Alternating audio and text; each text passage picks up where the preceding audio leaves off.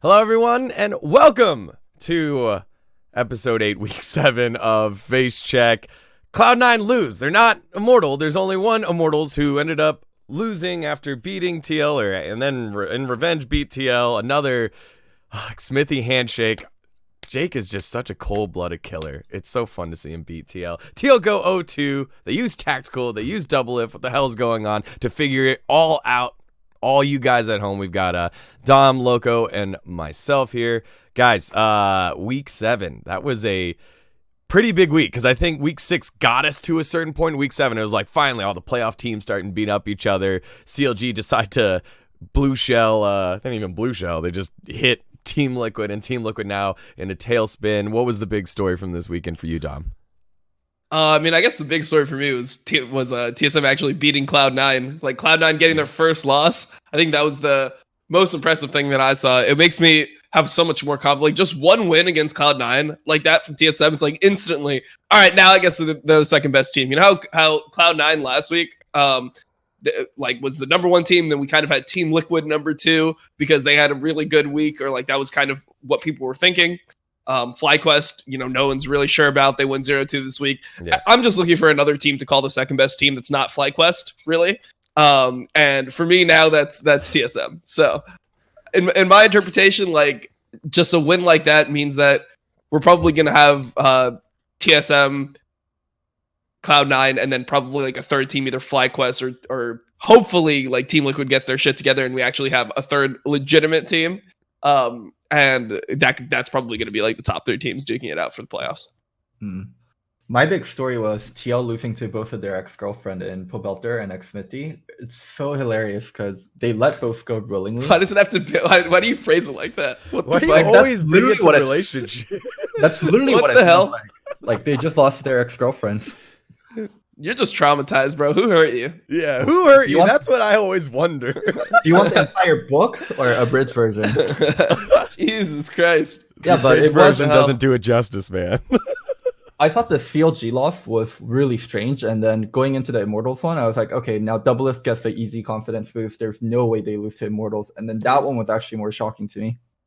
Yeah, I never understand how Immortals can win with Ica on their team. Like, I just feel like simply having a player that bad on your team should just auto lose you so many games. Like, I feel like when you do what he did in this last game versus Jensen, where he just plays Kiana, I was actually watching that with some people last night. That is probably the single worst Kiana play I've ever seen in my life. He is the ice element, right? He flash E, and he presses E. He doesn't Q, right? So he doesn't do the EQ, like, guaranteed root combo. And then he actually cancels his E damage with his W there. And then fucking just, like, WQs. Doesn't even get the guy to, like, under 100 life. It was such a horrible, horrible play. And I feel like when you're playing a champion like Kiana that kind of needs to, like, stay in the game, like, you have to you can't really fall behind on that champion and remain relevant. When you have a player that does that, it should just make it so you just aren't able to play. Like, you should have to give like the first 2 Drakes, you should have to give Rift Herald, but somehow Impact actually inted even harder than that. So I don't even know what to say. Like, every time Immortals wins, I don't even feel like they deserve to win. Like, so their last 2 wins out of their last 7 games, right? So they're 2-5 in their last 7 games. Their last 2 wins were the one against CLG, where they randomly just caught Stixay with so as is Camille after CLG had Baron. So there's that game, and then this game.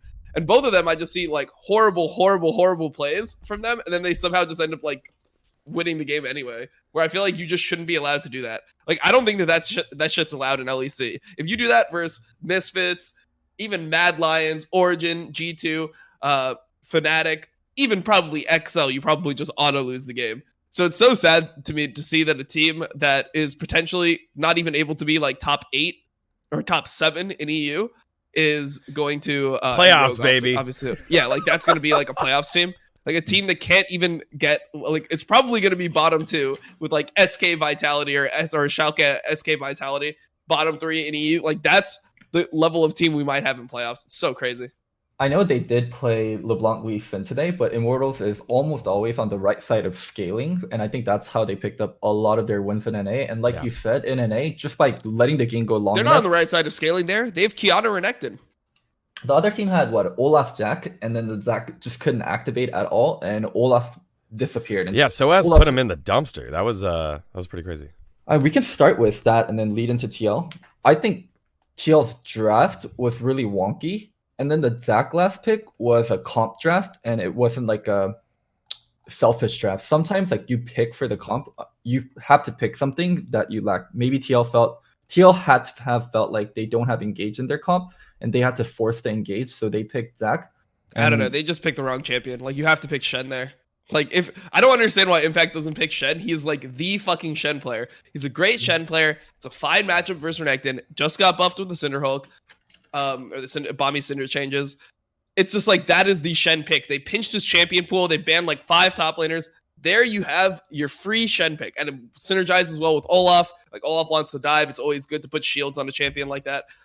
I just don't understand why 5th pick they go with the Zach. Like, maybe they know something that I don't, but generally speaking, like, obviously Renekton in long trades is able to beat Shen, but there's a decent amount of counterplay early game. It's just like one of those matchups where there's a mind game early, where if you're able to Shen W the Renekton W, then you just can win the matchup in the early levels. So I don't know.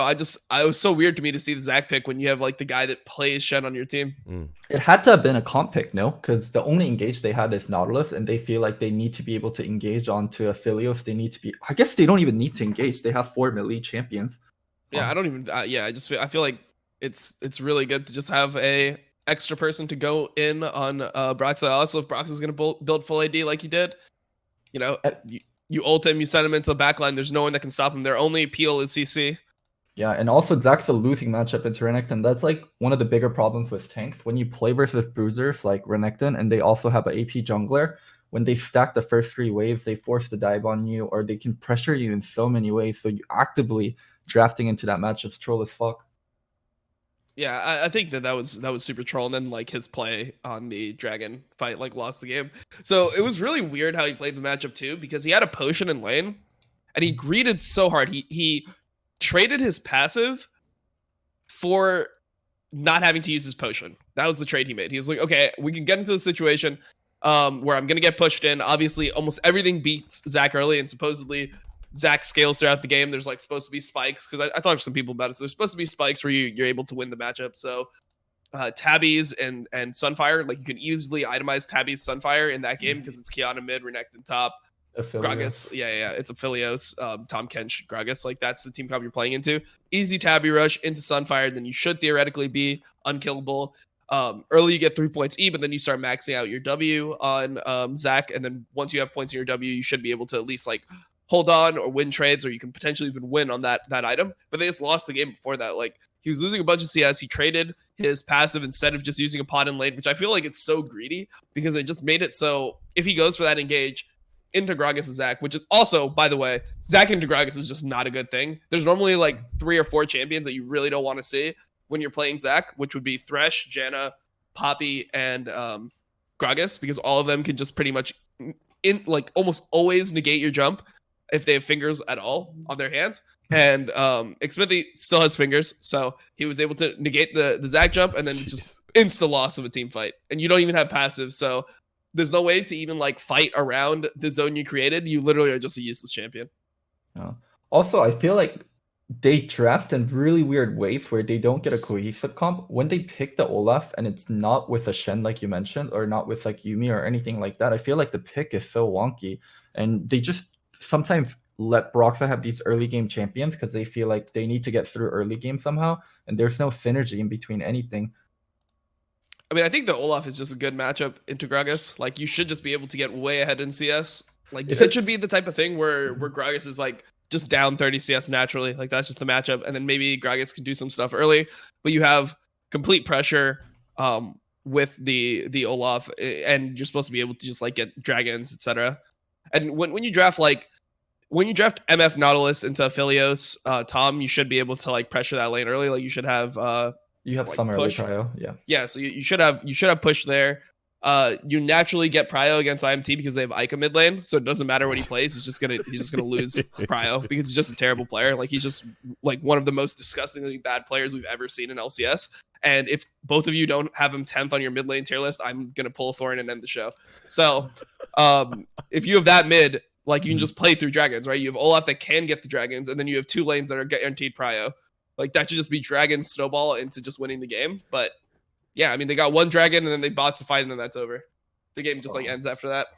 I'm not sure how good the Olaf versus Gragas matchup is. I just look at the draft and then the Olaf sticks out like a sore thumb. I feel like Olaf is a pick, like I said before, unless you synergize it, unless you make the comp function, he falls off so hard other than providing some early game priority.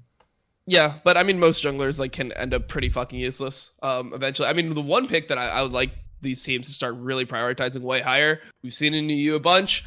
It's like banned a ton over there. You just got to start picking Pantheon. Like this champion is actually broken right now. And I didn't know it for a while either. Like, it's just, I don't know how it happened that it became so fucking broken. But just play some games of Pantheon. Like, every time we see it in LCS, it's looked good. Blabber played it. Closer played it. Dardoch played it. And every single time you just get a massive advantage. It can pretty much do anything. That Svenskeren played it too, and it looked good in his game too. Pretty much you can just do anything you want with that champion in terms of, like, early game. The huge thing before is that it used to feel like the farming was worse, but after people understood just going like QE and then doing like race Krugs like really early, like doing that potential path to stay in it experience wise, you just have way too many options on that champion. So I feel like that is what NA LCS teams just need to start picking up, because it works so well in the region too. Like it's just naturally a champion that would be good for like our style of play. Also, most of it's run with Pantheon Tilly. I'm sure we're going to talk about later. Both Fly and then who's the other team that played it? Or not EG Fly, played it. EG played it, but you don't even need to play it. Like you literally don't even need Talia with it. If you watch LEC, like they can just run it with almost anything. I think Golden Guardians played it. Just Syndra Pantheon, which is the same thing. Like it's just so much pressure in the game. So I think that that champion really needs to start being upped in prio. Like you can play Olaf, but you just can't make mistakes. Like as soon as Impact ints that dragon fight, and they no longer can easily snowball through dragons, like that can't be a win condition for them. It's really rough for an Olaf player. Like what do you do? What are you supposed to do? Olaf is a stat check. Like if you're ahead and if you have enough stats, like you actually get to play the game. But if you're not ahead enough, you don't get to play the game. Like all you are is damage, and all you are is like, I either run over you or I can't run over you, and I need to have a significant amount of stats over you, or I just don't have a role in the game. Yep. In that game, it felt like I was watching the player cams.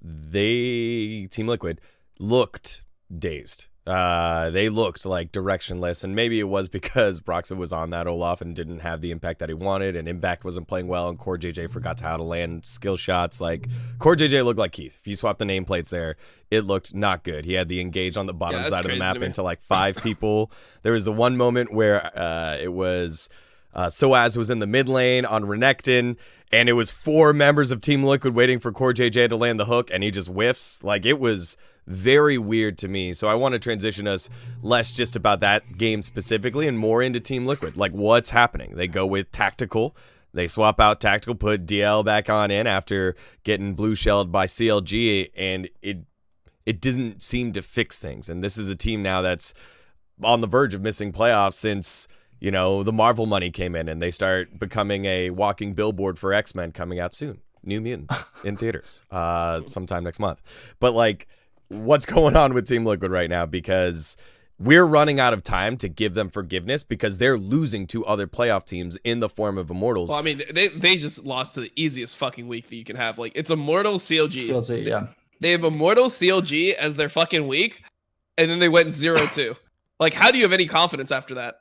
Like, I don't even know what the fuck. CLG Immortals. That has to be 2 of the worst teams in the league. I mean, even if Immortals ends up making playoffs, they're not a good team. That's never a team that you should be afraid of. Yeah. I mean, you should never be afraid of them. You should never be losing to them. Like, it's just a bad fucking team. So the fact that Team Liquid is actually worse than them right now just shows that it's like, damn, maybe you guys just are doomed. Maybe it's just a hard neck split, because you've got 4 games left. You got four games left, and one of them's against C9. So they might throw them a bone. It's the very last game, and they broke their undefeated streak. So we'll have to see for that one. But yeah, TL not in a good spot. And also the game versus CLG. I want to start with the draft. What did you think about 4 and 5, the Lisa and Victor? Wait, which draft? TL taking Lisa and Victor versus CLG. I I mean, I think Broxa just looks bad on Lee Sin every time, pretty much. Like he had like a couple good insect kicks in one game, In that but like first game. overall, yeah. Well, no, it's the third game. I think it was. Third game. But like even in that game, he just didn't even look good on the Lee Sin. Like he had major mistakes. I just feel like that team just doesn't play well with early game junglers. Like they never get an advantage. And it just seems like they're just AFK in the early game. I mean, that was a weird game because they kind of like seemed thrown off by the enemy team's draft. Like they had so that was the game where they picked Orin, and then the enemy team picked Janna top. Yeah. And then they lane swapped to put Victor into the Janna top, which was really smart. Like that should be really good for you when you mind game it like that, because the Janna whole was idea, 2 levels down going into mid game. and Ruin was just useless that game. Like partly that was because it's Ruin, but it was also partly because of what TL did to set up. I think that was all Ruin. Ruin had no idea how to play Janna. Like in team fights, yeah, he played walking really up bad. to use W. He's walking up as Janna to use W and then getting Victor, laser, and ulted. Like the whole point of Janna in team fights is you're this god mode support carry. Yeah. Like you're in the back shooting shields. You're in the back like shooting like fucking lane wide tornadoes, and he's walking him to use W, get Victor, laser, ulted, and died. And then the other team fight, he's using Janna ult to try to out heal MF ult. MF ult, yeah. Yeah, Oh and my then he's God, just dying on the so spot. bad. I'm like, it was so bad. Like he had no idea how to play the champion. Yeah, no, he had no idea how to play the champion. But I guess that kind of shows how broken Janna is. You can like first time it on stage and play for fun the entire game and still actually have a chance to win. So, I mean, I think that like, yeah, he just looks so uncomfortable. That one fight that you just talked about where he was in the dragon pit and he just ulted and just died to solo MF ult. Like MF ult killed him from full HP and he's just sitting there pressing R. It's like, what the fuck am I watching, man? Like, you're not going to like flash. You're not going to fucking walk out of it and then Probably start in his killing head. In his head, he probably out heals the MF ult. He's like, dude, MF ult is damage over time. My ult is healing over time. It's a direct counter. And then he just fucking like sits there and just presses hard. And it's like, all right, motherfucker, like you just have not played this champion much at all. But yeah, that was fucking weird. And then, dude, the way he threw his tornadoes mid triggered me every single time. He just uses tornadoes on the wave every single fucking time. And it's like, come on, man, you're not going to throw it at an angle ever. Like, you can win the game off a good tornado in mid lane. We saw it with G2, right? Like, Wonder hit that one tornado that just changed the whole fucking game. It's like, oh, that's a free kill, and that's like all these things happening now. You can also hide and shoot the tornado. Like, that's like a yeah, huge you part can, of you can playing shoot it Janna. at angles. Like, you can do something with it. He literally just uses it straight down the wave every time. He's like, nah, no one's bad enough to get hit by a fucking tornado. It's like, no, bro, better players than NA players get hit by fucking tornadoes. Like, you can actually use the ability to at least like try to catch someone off guard. Like, give yourself the fucking chance. Yeah, it's 100% dodgeable when you see it coming. Like the whole thing about Janna tornado is the range is so long, and when you don't know where she's shooting it from, that's where you're getting caught off guard. But going back to the draft a little, like the Lee Sin Victor pick blew my mind because I'll ask you as a jungler, if you're a jungler and then the mid laner you're working with is a Victor as Lee Sin, isn't the draft entered for you? Like the whole point of Lee is the mid game 2v2. The whole point is being able to contest things early. But Victor is the most resource hungry champion in the game other than like Kassadin. Like you can't move around the map. Like you're not going to do anything until you get your hex core upgrade. So I felt like they're just inting on 4 and 5. And Jensen's like, I want to play Victor. And Brox is kind of shoved into this role of, well, I need to help him out early, so I need to pick an early game champion. But What was the enemy jungler? The enemy jungler was Trundle or something? Yeah, they it ended up being Trundle, but they're he doesn't know when he's picking. So it was Syndra on 4. Yeah, Syndra on 4, and they're replying with Lee Sin Victor. Maybe they're afraid of Lee Sin Syndra. Like that's the only logic I can have. Is like that's something that people just really, really hate playing into is Lee Sin Syndra because of the kill threat. It's like probably the most damage 2v2 you can get. But also I just think it's a comfort champion for Brox. I mean, that's like the pick where the champion that you should just pick there is Pantheon. I'm telling you. Like, I'm not sure if it was up at that point in the draft, but that champion is literally like the blindable champion. We saw it in the Golden Guardians game versus Dignitas. And it was so funny when they picked it, right? Because it's like, all right, 4-pick Pantheon for like closer. What's the response for Katie in 5-pick? Like this whole draft led up to this. Like he gets all the draft resources. Everyone's holding their fucking breath. And it's like, Rek'Sai. And I'm just like, okay, we lose the fucking game. Like the Rek'Sai was just completely useless. Like no one knows what the fuck to pick into that champion, bro. That champion is just absolutely nuts right now. Like I think the only way you play into it is like either you play something that like you just ignore that it exists and you just play something that's good for your team comp, or you just play like fucking Karthus into it, and you're like, oh, maybe I can out farm it at some point. That champion is really insane right now, and people just need to start picking it up. Like, it's just gonna be meta. I was hoping they do something like Trundle in the case. I actually think Trundle's really underrated in NA. Whenever you have a lot of these range champions without escapes, at that point, I think CLG had Janna, they had Aphelios, they had Syndra, they had Thresh. And they have no tank. Yeah. Well, even without a tank, the OP thing about Trundle is the pillar is a long range engage without being committal. So whenever you're getting pillars down and you have stuff like Victor on your team and you have stuff like maybe even Braum or Ornn, they're forced to flash every single time because of the distance close. Yeah, but you have Thresh on the other team that can. Depends on lantern usage, but when you're grouped up, like it's not like you have one person up there, you have multiple people up there, and we saw it in the game. Versus TL from CLG side, whenever they're pillaring, like the fight starts, like the Ornn and the Braum, they have to start walking away or something's gonna start up. I just think Trundle's also really underrated.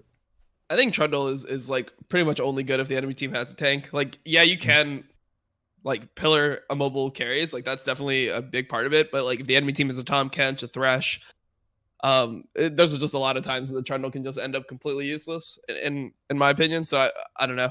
I'm not huge on the Trundle pick because I just feel like there's so many matchups where you just shouldn't be able to do much. Like maybe you can pick it into Rek'Sai, maybe you can pick it into Sejuani, obviously.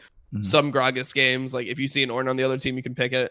I just feel like blind picking Trundle should not be allowed. Like you should just get fucked. Like what other teams should do is like, oh, you blind pick Trundle?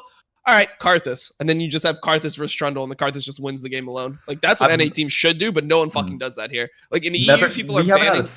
We haven't had a single Karthus game. Yeah, exactly. We haven't seen Karthus in fucking EU, they're just banning that Twitch shit. They're like, rivals. all right, like, we can't let this champion go through it. It's too insane. And NA is like, what? Dude, how can we play... Like, Karthus, it's too... You got to land the queue for the champion to be good, so, let's just not pick it at all. It's just like some ridiculous mentality towards the champion. It's so surprising because I think most NA teams have realized like scaling is really fucking good in NA because no one can end the game properly other than C9 that we don't see Karthus. Yeah. So just specifically for this draft that we saw earlier with TL and CLG, why did CLG 5-pick Trundle? I mean, they had an Ornn, but it was a Lee Sin jungle. Like, is that a counter? It's because there's no like... So he doesn't feel like he needs to answer anything. Like he'd probably end up having to go Rek'Sai there or something if it was like, oh, like we're into jungle. We're into like a Syndra Lee Sin, like that type of shit. But it's just like you look at that team, right? And it's Lee Sin with the soul lanes of Victor Ornn, and I'm not sure what the bot lane was. It was like an MF bot lane. MF Braum. Yeah, MF Braum. Like there's just no threat from there's no threat from the enemy team to like get a bunch of ganks off or camp a lane. There's no lane where it's like, oh shit, like if this guy just sits in my lane, I can't play the game. Like you can kind of just exist. So the Trundle is good into the Ornn, and then also like if you want to play that like Janna top front to back, like you don't really want to play like a ganking jungler there, right? Like you don't want to play a Rek'Sai with the Janna. Like you either want to play something like Olaf where you're just using the Janna to like power you up and like just go even harder in fights. That's like normally the best with enchanter tops, or you just want to play something like Trundle where it's just like a stable frontliner that can go front to back and then allows you to actually kill the Ornn. Gotcha.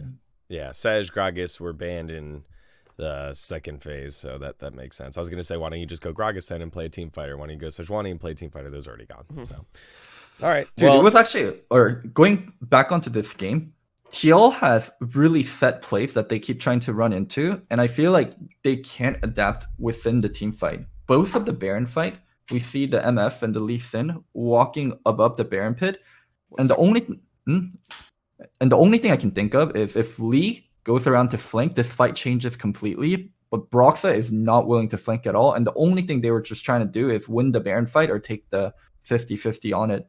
Like it is. One thing that separates C9 so much from other teams, got here. They're always looking for additional angles. Logo's point was Broxah wouldn't flank around the Baron fight. They're always looking for other angle, or Cloud9 is always looking for other angles. Right now, it looks like Broxah is starting to be a little gun shy. Is that what you're getting at, Logo? Well, I just think TL had like a set plan on how they were going to approach Baron, because both times Baron starting up, Lee Sin and MF go up the hill. MF is looking for the ult angle, Lee's just looking for the steal, and they're not looking for, hey, there's additional ways, like we can look at this fight and take it.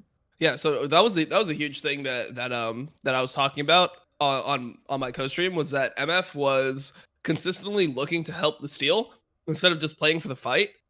And a lot of those situations when you're that strong, that is like the AD carry's dream. That's when you can like get like the 3v5s off and shit like that as an AD carry. Is, man, all these people are out of position. They're all focused on one thing.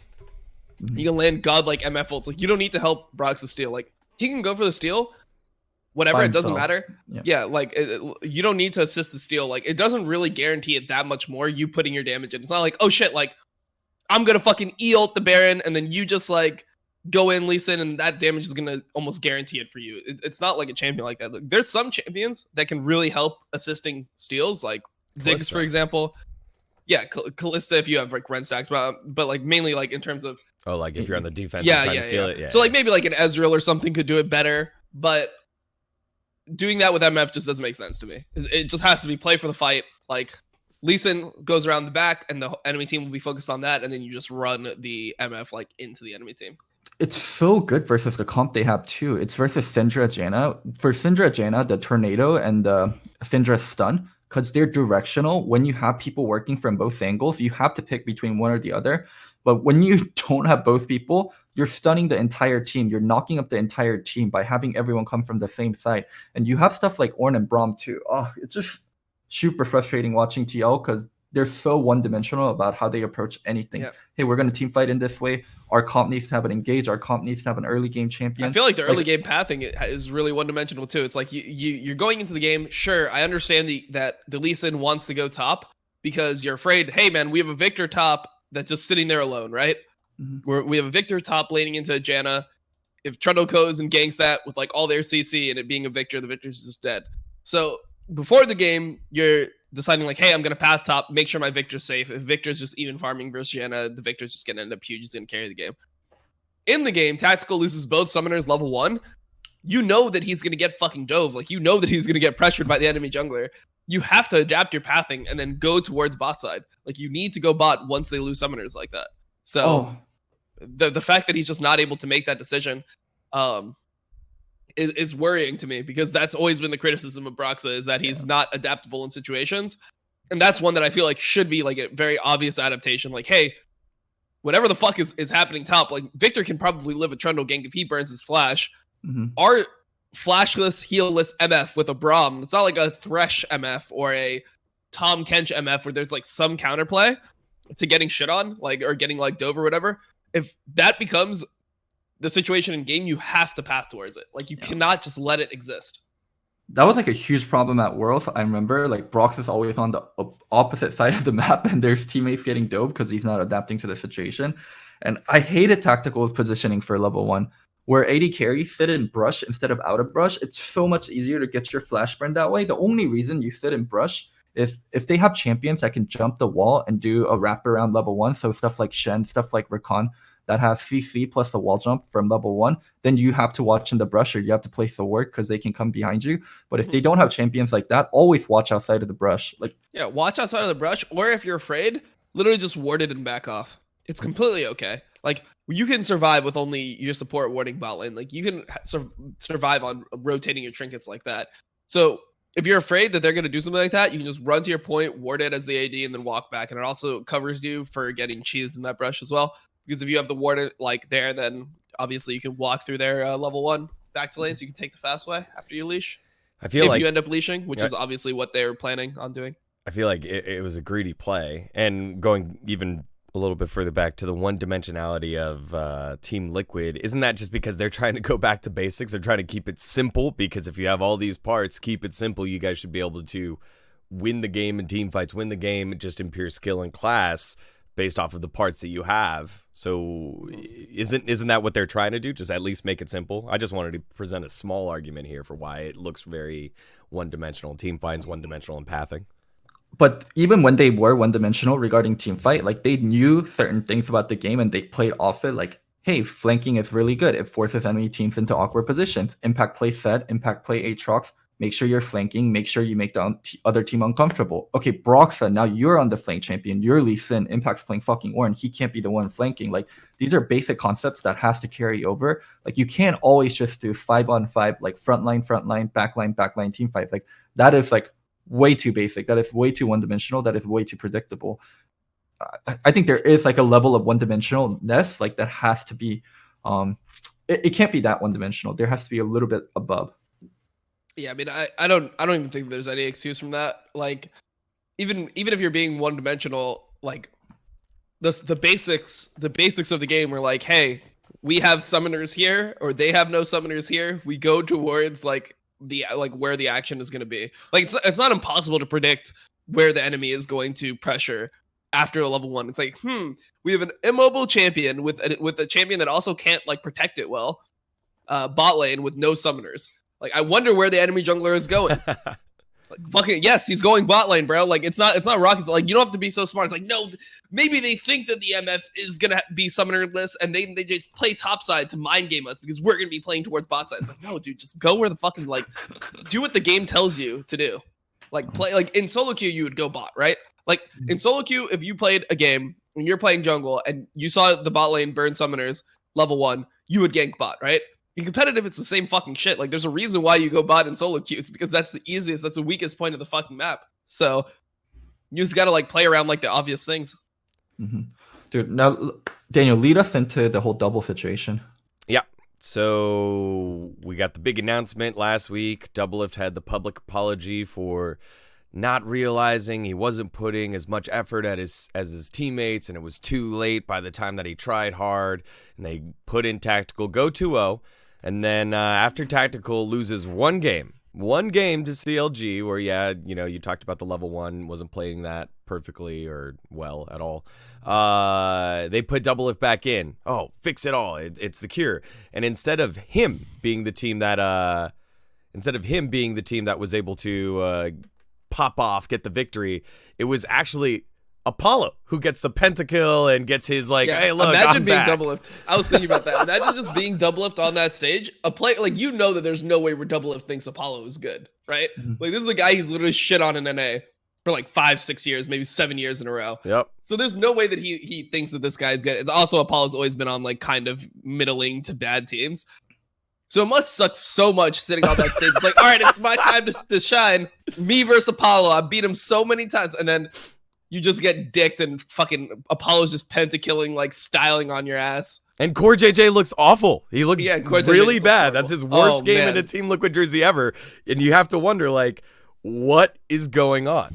That was crazy. That's not a Doublelift issue, but that doesn't alleviate the whole Doublelift question now of where they fit way in. Worse. The team plays way worse with Doublelift for some reason. They're playing to end him. They're so pissed on it. I don't know, bro. Maybe it's the fucking Reddit conspiracy. I remember when I played with Piglet, there was those Reddit threads, and they were like, dude, Dom just like is trolling Piglet because he hates Piglet and wants to play with Keith. There was like some conspiracy theory like that. Fuck it. Like, who cares about the integrity of our show? You know, people just misquote me all the time on Reddit anyway. So might as well put that as the take. Impact and Core JJ hate Doublelift as a person. So what they're doing is they're inting him on purpose to get him out of the team. 5-head. There it is. Done. That's the new Reddit. That's the hill I'm dying on. I guess the only person that likes Doublelift is Jensen. Jensen and Broxa. I don't know if Broxa likes him anymore. Well, from what it seemed like, Broxa hates Tactical. Yeah, that's fair. Dude, Damn. They were setting up Doublelift to have a triumphant return. They're They like, were. okay, we lost versus CLG. Like, it The wasn't really triumphant return versus fucking Immortals. Yeah, that's what it Jesus is, right? Christ. No, that's what it is. They're setting it up for, and hey, we're gonna be versus Immortals Doublelift. Like, this is a really easy way to come back in. Tactical just lost. You come in, we win. Now it's your team again. And we're all big happy family. Like, we're back on track. You're the hero of the world. Go. People being like the stands with their Doublelift like foam fingers, like Doublelift #1. I never doubted you, man. And then it's like the 4-time champ just comes in and then he gets the pentakill. Oh wait, never mind. That's Apollo getting the pentakill. Did you think it was weak on TL's end to bench him for one game and just immediately put him back in? Yeah, I think it was pretty weak. But I mean, I think that Apollo played. Or sorry, I think Tactical played not that well in the CLG game. Like, he had some positioning errors, so it kind of made sense. But when you're losing to Apollo, like, it just, I don't know, man. That's the thing about Immortals, and that's like the main reason why I criticize them so much as a team. That team has zero firepower. Like, every single one of their players is a serviceable player, which is the worst way to build a team. Like, you're supposed to put like the Smithy and Soaz on your team if you want to have like the Giga fucking mid, Giga AD. This put reminds Jizuke on that team, bro. Put Jizuke Yeah. and Bang on that team. Like, that's what you want when you're getting like serviceable top, serviceable mid, or sorry, serviceable top, serviceable jungle. You put superstar, like aggressive psychopath mid laner, Jizuke, mad scientist like type shit. You put him mid lane and you put like Bang bot lane. It's like, that's your firepower to match up with your really strong, or like your players that are always going to be stable. Because if they have a bad game or if they die, you know, there's always going to be people there that are not inting at the same time. It's not going to be like this catastrophe. Yes, but I this mean- reminds me of like FlyQuest from last year, right? They set the foundation, and then they're like, all right, Ico's not the answer. Who wants to come slot in with everyone else that's going to play around you in the mid lane, like Power of Evil has done for FlyQuest? So, but that's the whole reason why FlyQuest had to get Power of Evil. It's like, even somebody like Pobelter, even though Pobelter's been kind of popping off recently, historically he's been like the consistent, solid, reliable mid. He's been like the Smithy of mid lane.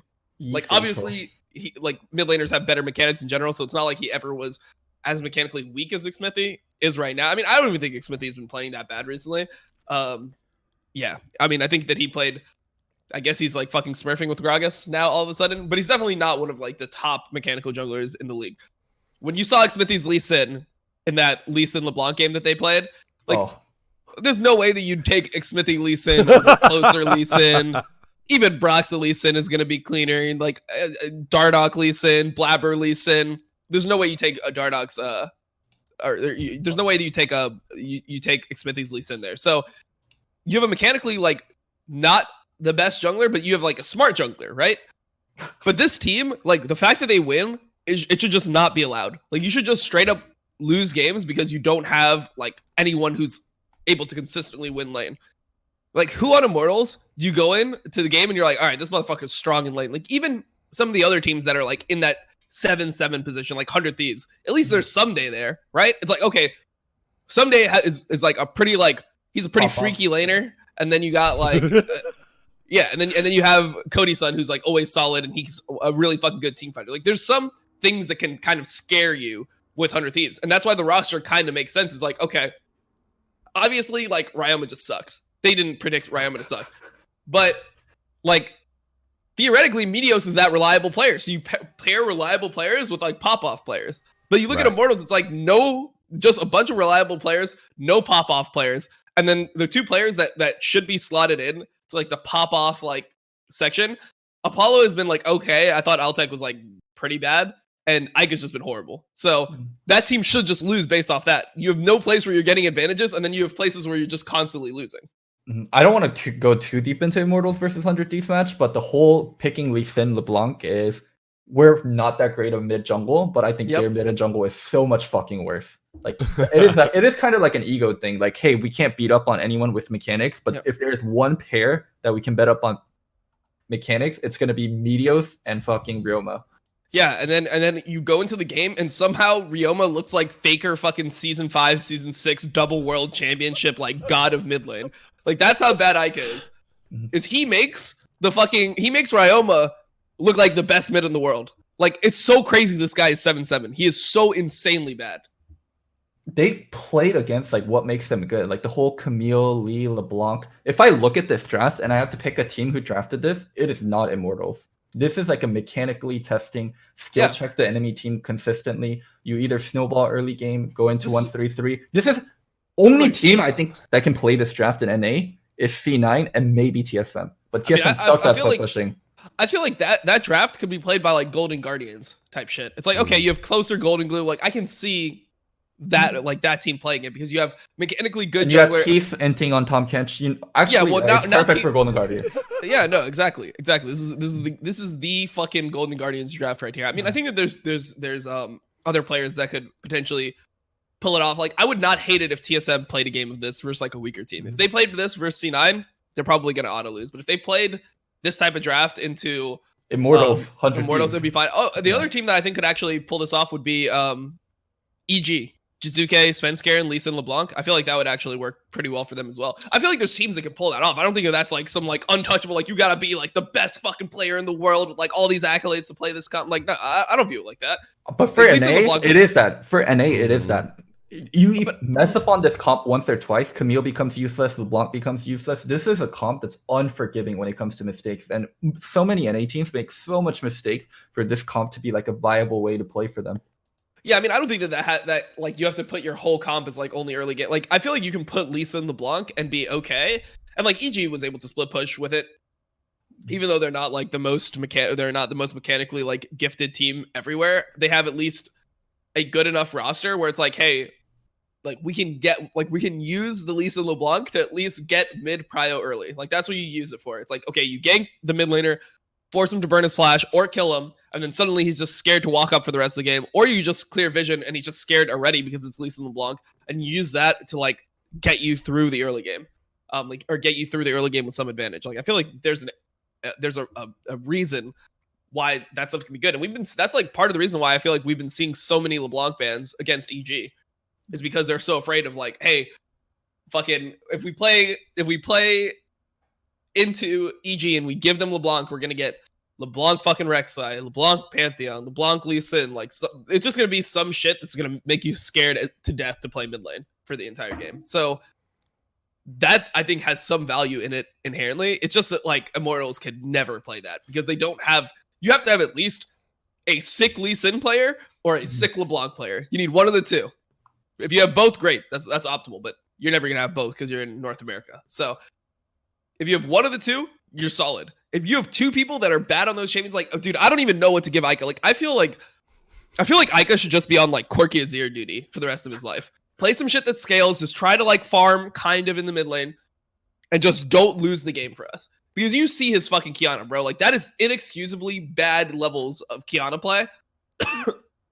Wow, so he played Kiana LeBlanc this week. Holy fuck, who does he think he is? He played Kiana, and he's literally just like, I've never seen anything like that, bro. Like, is he 30 or am I 30? Because when I see you cancel your fucking E damage with your W and not press Q in your first Kiana combo, I'm like, god damn, bro. Like, your fingers are an issue. Like, you need to be able to pull off that combo. You know? So, well, to me, it's just like, you should not be able to get away with that. You're 40 CS down in mid lane with the fucking counter pick. They pick Zoe 1-2. You get the pick into Zoe. You're like, all right, dude, give me Kiana. I can solo kill him at level 4. Imagine being Xwithy and just watching that. You just hear in that French accent, like, I'm going in. And then you just see him just fucking run in and just turbo into the game. Fucking 40 CS down. Lose both summoners. Jensen has both summoners afterwards. Like, how do you fucking deal with this shit? Like, what the fuck? That is a game-losing play. And the fact that it didn't actually lose them the fucking game is such an issue for NA, man. I mean, Xwithy that started camping mid, they were able to get the Gragas Kiana combo off a couple times. Once in the mid lane, a big one down in the Dragon Pit. So it ended up getting a little better, but you're not wrong that it was painful to watch up until level 6 and the second time that they went through the Gragas combo. The only thing that makes him being down 40 CS in that lane seem more reasonable in that game is that somehow Impact is also down 40 CS in that game. So it doesn't feel like Impact also counterpicked. Yeah, no, and Impact counterpick too. Dude, it's so insane that in NA, when you get counterpick, you end up 40 CS down in lane. Like, what the fuck is this? 5th pick of the draft. Like, pick for the comp. Let's see. This is the perfect situation. Like, you get whatever pick you want. You get to see the whole enemy draft, and you're counterpicking a top lane. You know how many people would just fucking like jerk off for that situation? Like, imagine if Broken Blade was in that situation. Broken Blade would just be sitting there, oh, please give me 5th pick. Oh, I'm gonna fucking pick Kale again, please. Oh, yeah, I got the Kale in the set matchup, man. We win the fucking game. Like, there has to be some pick that you're just nutting over in that situation if you're fucking playing top lane 5th pick and you see the whole enemy team comp and it's a Renekton Kiana team comp, bro. What about all the Renekton counter picks? What happened to all of them? What about the Kennen? What happened to the Gnar? What happened to all these champions that used to be so good into Renekton that are like pickable here? What happened to the Shen? Like, what happened to all these champions that should just dick Renekton? Like, Renekton is not a safe blind pick right now. Like, there has to be something you can pick there. But we end up with Zac top down 40 CS.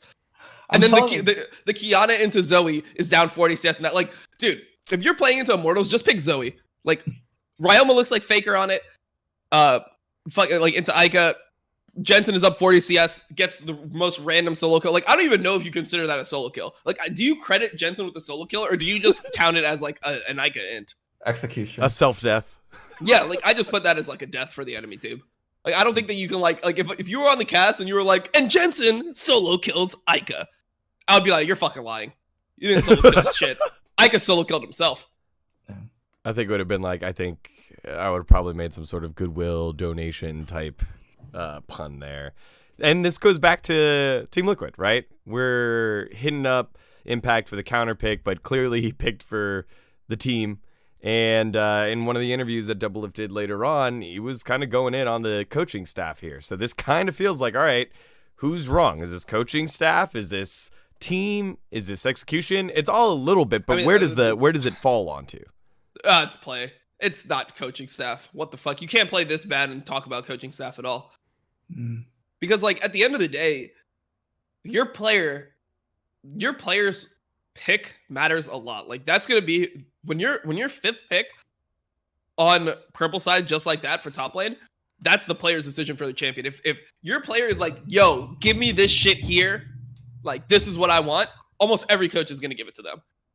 Like there's no coach that's gonna be like, no dude, no motherfucker, like you're playing Zac top. Like you have to play Zac top here. In fact, there's no two words.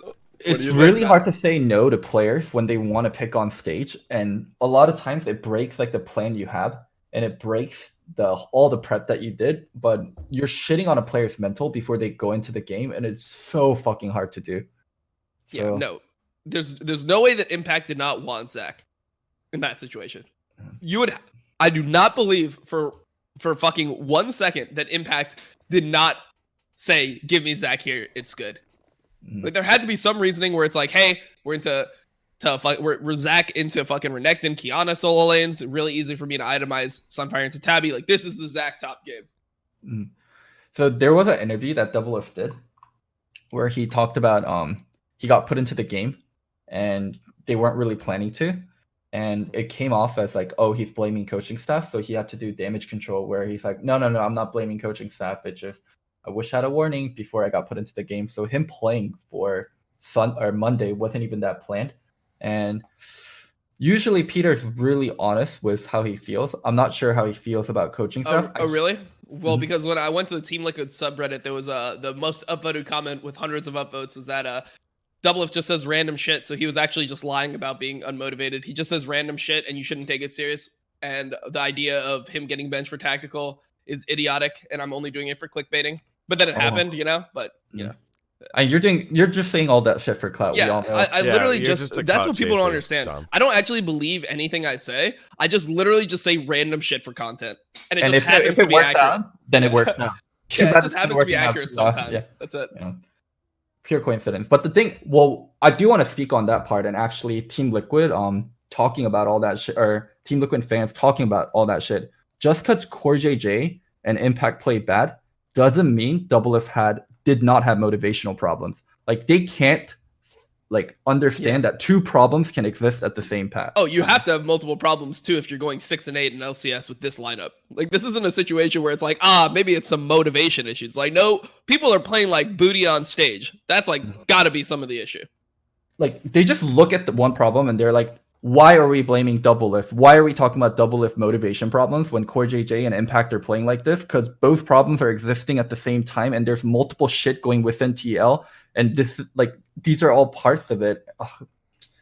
Subreddits have gotten so fucking dog shit. TSM, TL, CLG. No, I mean, I think that was actually crazy. Is like, I didn't realize how many actual Doublelift fanboys there are. There's so many people that are just like irrationally just fans of Doublelift no matter what because he's won so much, right? You know, like I thought that it was kind of like a TSM fan base problem where I was like, yeah, TSM like fans are just cringe, right? Like that's just what they've always been. Like they're just the most cringy fan base out of any team because they were like really annoying when the team was winning. When the team was losing, they would just like abandon ship. They're just like, oh man, like just don't even interact with these people. That's honestly what TL's fan base is turning into with Doublelift. It's actually like becoming this like ridiculous fan base where it's like, no man, like we're gonna make a million excuses. I saw people saying that what happened. These are comments that are hundreds of upvotes. people are saying that what happened was, sorry, it's coronavirus. I'm getting Corona Gap IRL, but what people are saying that I flamed Doublelift, right? And there was a really high upvoted Reddit thread, and TL's management saw the upvoted Reddit thread and then benched Doublelift based off that. Like those are actually getting upvotes. Like, how does that comment just not get downvoted into oblivion instantly? I thought you weren't GMing part-time for TL. Yeah, well, no, it's just like it's isn't like liquid in your name. My flame is that powerful, bro? Like, my flame is like supposed to be like kind of funny and a little bit extreme, but but accurate. That's what my flame is supposed to do. It's not fucking running teams over here. Jesus Christ. I mean, in their world, Doublelift can't be wrong, so they rationalize everything in a sense where it's not Doublelift's fault. Yeah, I mean, I guess. I think we've been running here for like about 50 it's minutes. A Lena gap. Jesus. We've been running this for about 50 minutes here on TL. We took a second to shit on everybody, a little bit of the Ica love, but just here, we're at week 7, 4 more games in the bag for TL and for everybody. Does this team make playoffs? Does this team get their shit together? Yes or no? I fucking hope so, man. No, this is a yes or no. This is not I hope. I'm gonna say yes. Make fucking playoffs. Look at your team. Make fucking playoffs, please. They have to. I'm taking a look at the schedule right now to see who they got. I remember at the start of the season, I put TL number 1 and C9 number 2. And even when I put TL number 1, I talked about like they're going to have championship fatigue. I'm going to take the field against them. TL as a name is so fucking powerful right now because of what happened the last 2 years. So I don't think I can put them out of playoffs, but if they don't make playoffs, right? That means that one of these two teams has to make playoffs. 100 Thieves or Immortals, most likely. It's going to be. That's like with the trending right now. Like that seems more likely in a certain way. Oh my god! I fucking hope not. TL are playing Evil Geniuses and Golden Guardians, so they got to earn their spot in week 8, and then in week 9 they got to play 1 and 2. Cloud9 and FlyQuest. Right? See, FlyQuest, I feel like they'll beat just because they beat FlyQuest pretty handily last time, and I just always felt like that was like a solid matchup for them. Because the way that FlyQuest normally wins, like the best 2 players on FlyQuest, or I guess the best 3 players on FlyQuest are Santor and Power of Evil and Ignar. But I don't feel like FlyQuest makes that many like team plays, which is what TL seems to lose to. So I'm pretty confident in their matchup there. I think they'll get smashed by C9, but I mean, if they just 2-0 next week, it should be like a playoff angle for them. They should have 2-0 this week. Yeah, they should have. But like CLG.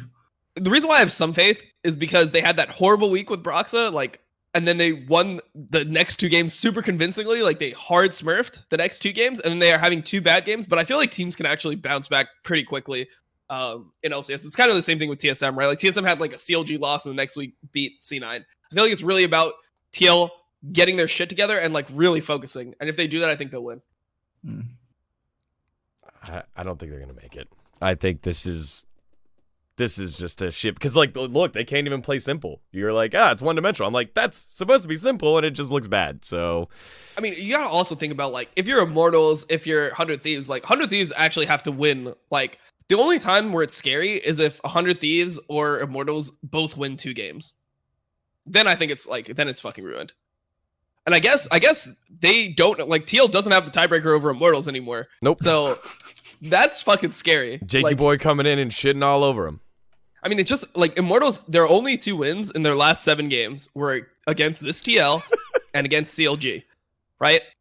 Wow, TL's a game behind. They're 6 and 8, and there's 6 teams, and then there's 3 teams at 7 and 7. So they're outside looking in, so they have to catch up a game. Yeah. They have to catch up a game, and they're playing against all the other playoff teams, plus FlyQuest that'll be fighting with TSM, and then maybe Cloud9 like gives them the game. So there's 3 teams that are 7 and 7, right? So it's 100 Thieves, EG, and Immortals, and 2 of those teams will make playoffs. Like two teams three teams there make playoffs, right? Because TSM, FlyQuest, TSM, FlyQuest, and C9. Those are like the 3 teams that are almost guaranteed in. And then the next 3 teams, TL just has to outperform one of those teams to make playoffs. Yeah. Well, either way, I can't wait. Riot has ruined me because the time for the long, it's called the 100-yard stare where after they lose, they just kind of stare off in the distance and wonder how did their life become a 8-10 season? How are they on the outside looking in? Like when the producers are in the back, they're like, "Oh yeah, give me the tears, blah blah blah. Yeah, give it to me. All right, sweet. Cut. Let's cut to camera. Oh, there's Brock. So he's wondering how long did his visa take. I cannot wait to see who this ends up being. And if it ends up being Team Liquid losing to Cloud9 to get kicked out of playoffs, it's gonna be really good. Give me the tears. Also, like it'll be so much better for the league if TL makes it and they're like the 6th seed, and then somehow there's like a hyped TL versus FlyQuest matchup, and then TL ends up winning that. It's like, oh my god, are they actually good? And they just get smacked by fucking C9. Like, I'll love that like hype video. It's just like everyone just like sitting there, like, oh, like Brox like came for me, you like everything went way worse than expected. And then they show like Brox's like invade versus Smithy just dying. Like it's like first blood for Nick Smith, like all that type of shit. It's like all these losses, and then they show like the hype. It's like 2 Brox Elise in kicks. It's like, what will happen? And then TL just stomps FlyQuest in the fucking like 3rd, 4th place match or some shit. Or like they stomp him in semifinals, get to finals, and just get shit on by C9. That would be some shit that would get me hype. I'm just very curious about internal dynamics of TL right now. Like what's going on with Double and the coaches, what's going on with Double and other players, because other players definitely like put their voice out there. They like Double had to publicly apologize and say like, hey, I wasn't motivated. I apologize to my teammates. Like they must have said something. Like there must be shit going on in the team. Yeah. Yep. I mean, to Double's credit, he is one that speaks out, both good and bad. So maybe not. But if it was any other player, I think any other player would just do the LA thing and just ghost. They would just ghost the issue and wait for their turn to hop back on in and not make a public thing, because it makes it even worse, or not even worse, but it makes him more of a target for criticism, very much like this, like Peter's getting now for the fact that he wasn't stepping up in that moment. So TL, we'll keep an eye on it. We'll talk, and we'll definitely get a really good picture on if they're going to be in or if they're going to be out next week when they play the 2 other playoff teams. Oh, if they lose this week, it's fucking doomed. If they go 1-1, then it's like that's an insane amount of pressure. If they go 1-1, it's pretty doomed. I think they have to 2-0 pretty much, because if they 1-1 and they go into the final week versus FlyQuest C9 and they need to win both, it's not happening. You don't think C9 throws them a bone? Fuck no way. If you're C9, you ultra try hard that game. That's so fun for you. It's like holy shit, we're gonna make this team not make playoffs. Like fuck this team. This team has been beating me for 2 years straight. 4 splits in a row. I've had to watch these motherfuckers win. It'll feel so sweet for like somebody like Sven to just take out Doublelift's playoff chances after Doublelift has literally just went on every talk show for the last 2 years talking about how bad Sven is. Yep. That would be fucking glorious. And I think that's insane motivation already. In case you needed a historical example, TSM back in 2016, 2017, around there, sneak in as the 6th seed and then win NA. So that's your example of, hey, look, there's a team that's slumping, but then all of a sudden they get their shit together in the final 2 weeks and then just shit on everybody. So there's an example in the past, and a lot of these players have seen that, have been a part of that, have felt that. So you don't even give TL an opportunity. You want to shit on him every chance that you get. So, all right. So that's TL, a team that doesn't have to worry about playoffs. We already talked about him. The greatest fan base to hate. It's TSM. TSM is back again for the 5th week in a row. They flop 2-0, 0-2, 2-0, 0-2, and it's part of the upswing this week. It's 2-0, but this time it's a nice 2-0. Yeah, it's probably the best 2-0 that you can get. You beat Cloud9, ruining their perfect season, and then you beat FlyQuest to now at least equal up the tiebreaker and put your name in the hat for 2nd place. It's a glasses diff. That's what it is. It's only a Bjergsen glasses diff. I was talking to Peter, their coach, and I was asking like, what the fuck happened this week? Why do you guys look so good? And Peter said, oh, Bjergsen got his glasses back. It was cracked, and they had to go repair it, and he finally got it back. And I'm like, okay, you guys didn't have fucking spare glasses somewhere just to make sure Bjergsen can play well, but holy shit. Even the coach thinks his glasses different. It's actually an unironic glasses diff. That's world-class organization there being ran by Lena. Can't get glasses though. But once they get it right, they did it perfectly, and then Bjergsen pops off. Big games out of Broken Blade and Bjergsen. They play through these two guys, and this is what they need to do. Go top every game for the rest of your lives. Just go top, go top, go top. You literally got this team to go top. You got the pop-off top laner that wants to play all these weird picks. You got like the strong aggressive jungler. Like theoretically, when you look at this team for TSM, when you build the team, there should be no top 2v2 you're afraid of. You should have the best top 2v2 in the league in your mind when you're building this team. They did win versus what is it, Licorice and Blabber, but holy fuck, the draft was bad from C9's side. Yeah, Yeah, it was bad. They actually can't play Zyrakan. I'm pretty sure they're not comfortable playing Zyrakan. I noticed that too. So they never draft Zyrakan. Like they much prefer like Varus, Kench, MF lanes, like MF Leo. They like or Senna. MF Nautilus. They like being into Zyrakan because when TSM first picked Set, I was like, oh, this is where C9 takes Zyrakan. Make sure they can't get Zyrakan on top of having Set. This is one of TSM's favorites. Set top, Zyrakan bottom. And they're 4-0 on Zyrakan. They were 5-0 after they beat C9. I'm like, this is a perfect time for them to take it away. And they're like, misfortune Lee Sin. I'm like, what the fuck is going on? TSM's going to get literally everything that they want.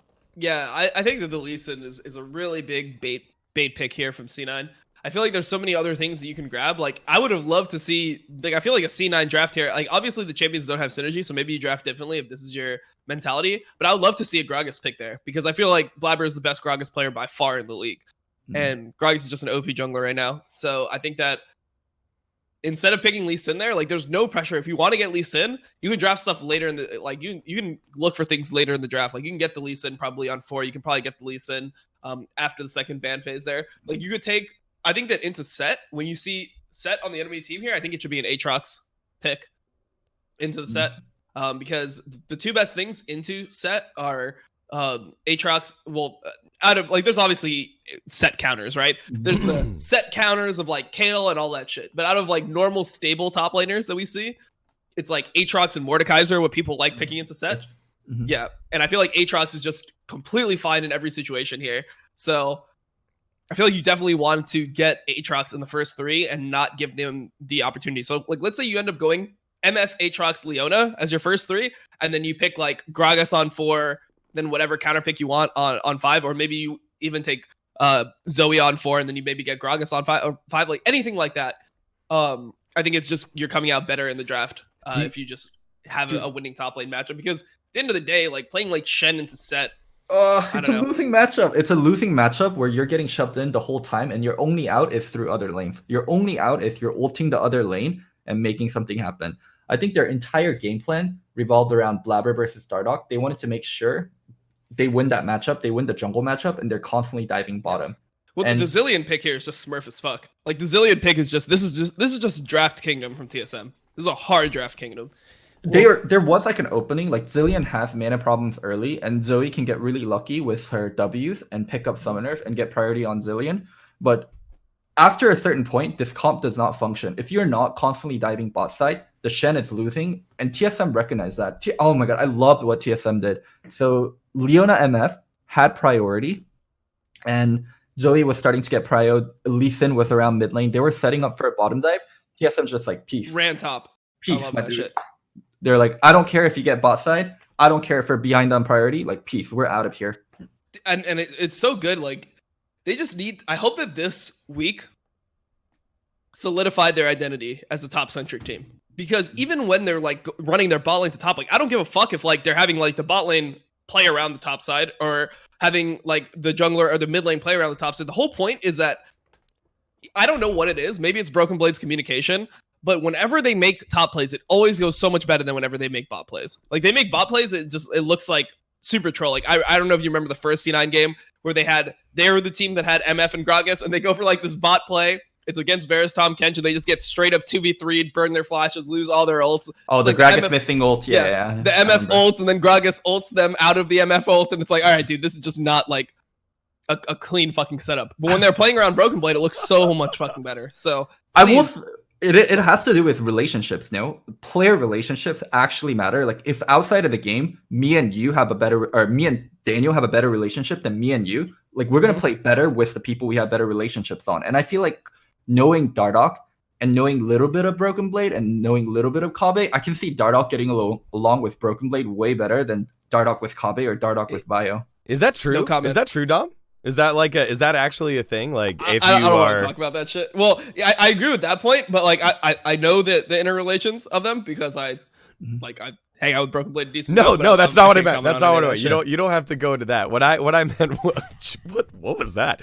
What I meant was, Well, no, because I mean, obviously all teams have interpersonal dynamics that No, interpersonal dynamics play into the gameplay. That's Okay. what I'm saying. We can talk I don't on that know. part. and I that's don't- that's I what don't I mean necessarily, in like, your always agree with experience, that, Dom. because Yeah. the person that I always felt like I synergized the best with in game was like Quas, and Quas and I I mean before he like went psycho, or whatever you want to fucking call it, bro. He had a Before he had the breakdown. mental break, whatever Had the a fuck breakdown that shit before he was. had a breakdown.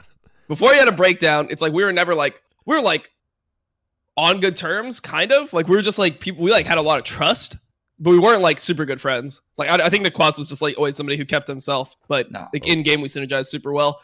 And like for example, I was like better friends with somebody like Cop than I was with Quas, but like in game, man, like it's like I just want to go ham, and Quas and Quas wants to go ham too, and Cop just kind of wants to farm. So No, interpersonal relationship, in my opinion, matters so much because you make a mistake, you're able to talk it through with your team. If you like hanging out with each other outside of the game, you're also talking about the game, things you can be doing better, like outside of the game. Also, like being able to openly talk about problems and fix problems, like having that connection, having that relationship makes the gameplay so much better. If you're uncomfortable talking to a teammate, or if your relationship isn't as good, there's problem in bringing up mistakes, like problem in fixing shit, and then you do stuff like, oh, it was just a pick, or it was just the timing, like we'll get it next time, and actually not talk about the problem if someone is messing up. So there is, I think, like, yeah, interpersonal relationships really dictate how the team functions and how, like, what side the team can play to, which side, like, team is just better about. I'm just waiting for the girlfriend analogy.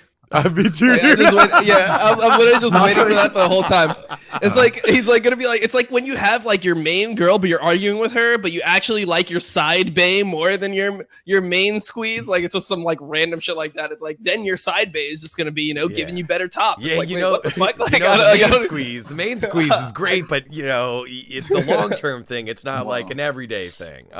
Jesus Christ! Like in the long term, your main squeeze will always be better than your side bae, but the side bae can be a real solution for like for real immediate solution. problems. It's like what the fuck? Like all right, man. Like shit. I think so. The I don't point know about I this. was trying to counter a little bit, Loco, is that if it's a negative relationship, then yes, that affects it. But if it's neutral, kind of like what Dom was saying with Quas, I don't know if you're great friends outside of the game and you have a neutral friend that you have working trust with, if that affects it. But that's why I was deferring to your guys' experience, and so maybe that was your experience as a player. It's not one size fits all, but it definitely helps. Now, come on, Loco. One size fits all. All right. No, it's not. It's not. You can't apply it to every situation, but there's definitely situations where having friendships beyond the game like push that relationship overboard and makes you really strong. Logan, All right. anything if you hit one-liners like that now, it's almost like the fortune cookie thing. You just end it within bed. It's like now it's like, yep, not one size fits all with the girlfriends. Yeah. That's not what I meant at all. It's ruined, dude. It's ruined. All right, let's go back to the TSM game. Yeah, so back to the TSM game. Before we go into the game specifically, I had another draft question. So Zyrakon, right? You talk about Cloud9 not being able to do that and comfortable with that, so maybe that's something they can work on now that they lost.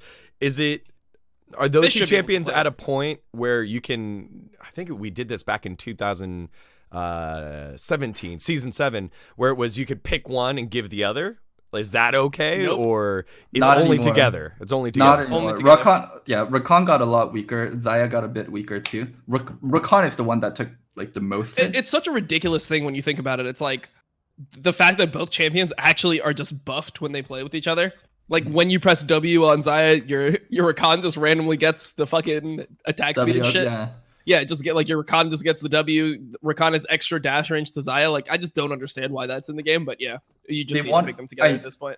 Design wise, they wanted to pick like they wanted to design it so when they get played together, they have higher win rate, and they achieved exactly that. So I think that Zaya has to be played with Rakan, but Rakan doesn't need to be played with Zaya. So you can play. So in LEC they play like a lot of like I know Mad Lions, for example, they play a lot of like Lee Sin with Rakan with like whatever AD they want. So they play like MF Rakan a decent amount. But I think that Zaya just needs a Rakan. Like I've seen the opposite. Like we've seen the opposite ends of it, right? Like we've seen Nautilus Xayah out of Immortals. I think they played it once. We saw Nautilus Xayah when Forgiven was playing, and it just always looks like it's like, okay, so what is the point of Xayah here over any other AD carry? Yeah, that's fair. And then going back onto like the TSM C9 stuff, once like TSM, Dom talked about like doubling down on the identity of being a topside team, but this game was perfect for that because that's how you play against the Shen. You never give Shen openings to actually ult the other lanes. Played towards the global. You consistently just get on the Shen, consistently dive the Shen, never let it happen, and that's exactly what TSM did. They swapped, they kept playing on the Shen, and he never got to use his ult in an ideal situation. In C9's head and in Reaper's head, how the game goes is we get early game priority, Lee Sin beats Jarvan, that happened, and then for some reason, like they opted to get 2 blues instead of playing for Herald, and they gave up Herald for free, and then they're constantly diving bot side. Lee, Zoe moving bot side, Shen is ulting. It doesn't matter if Broken Blade is like punching top lane turret, like they're getting double kills on bot lane and they're swapping. Like that's the C9 game plan, and that never came to be. Yeah. I think it's just really bad draft prep from C9 because if you look at like the first, so obviously like things can happen in the draft, but I feel like that is the like when you're doing these types of bans, I feel like you're guaranteed to play into set Zyrakan. Like you can just read that a mile away in terms of draft. I feel like their answer to it was just not good. I also don't think TSM is a team with a lot of depth. When they get put on different champions, they struggle a lot. I think Bjergsen's different when he's not on Syndra, Zillion. I mean, this week he had to pop off the Aurelia game. Yeah, no, I thought the Aurelia game was good. It was clean. But before this week, Bjergsen wasn't like that.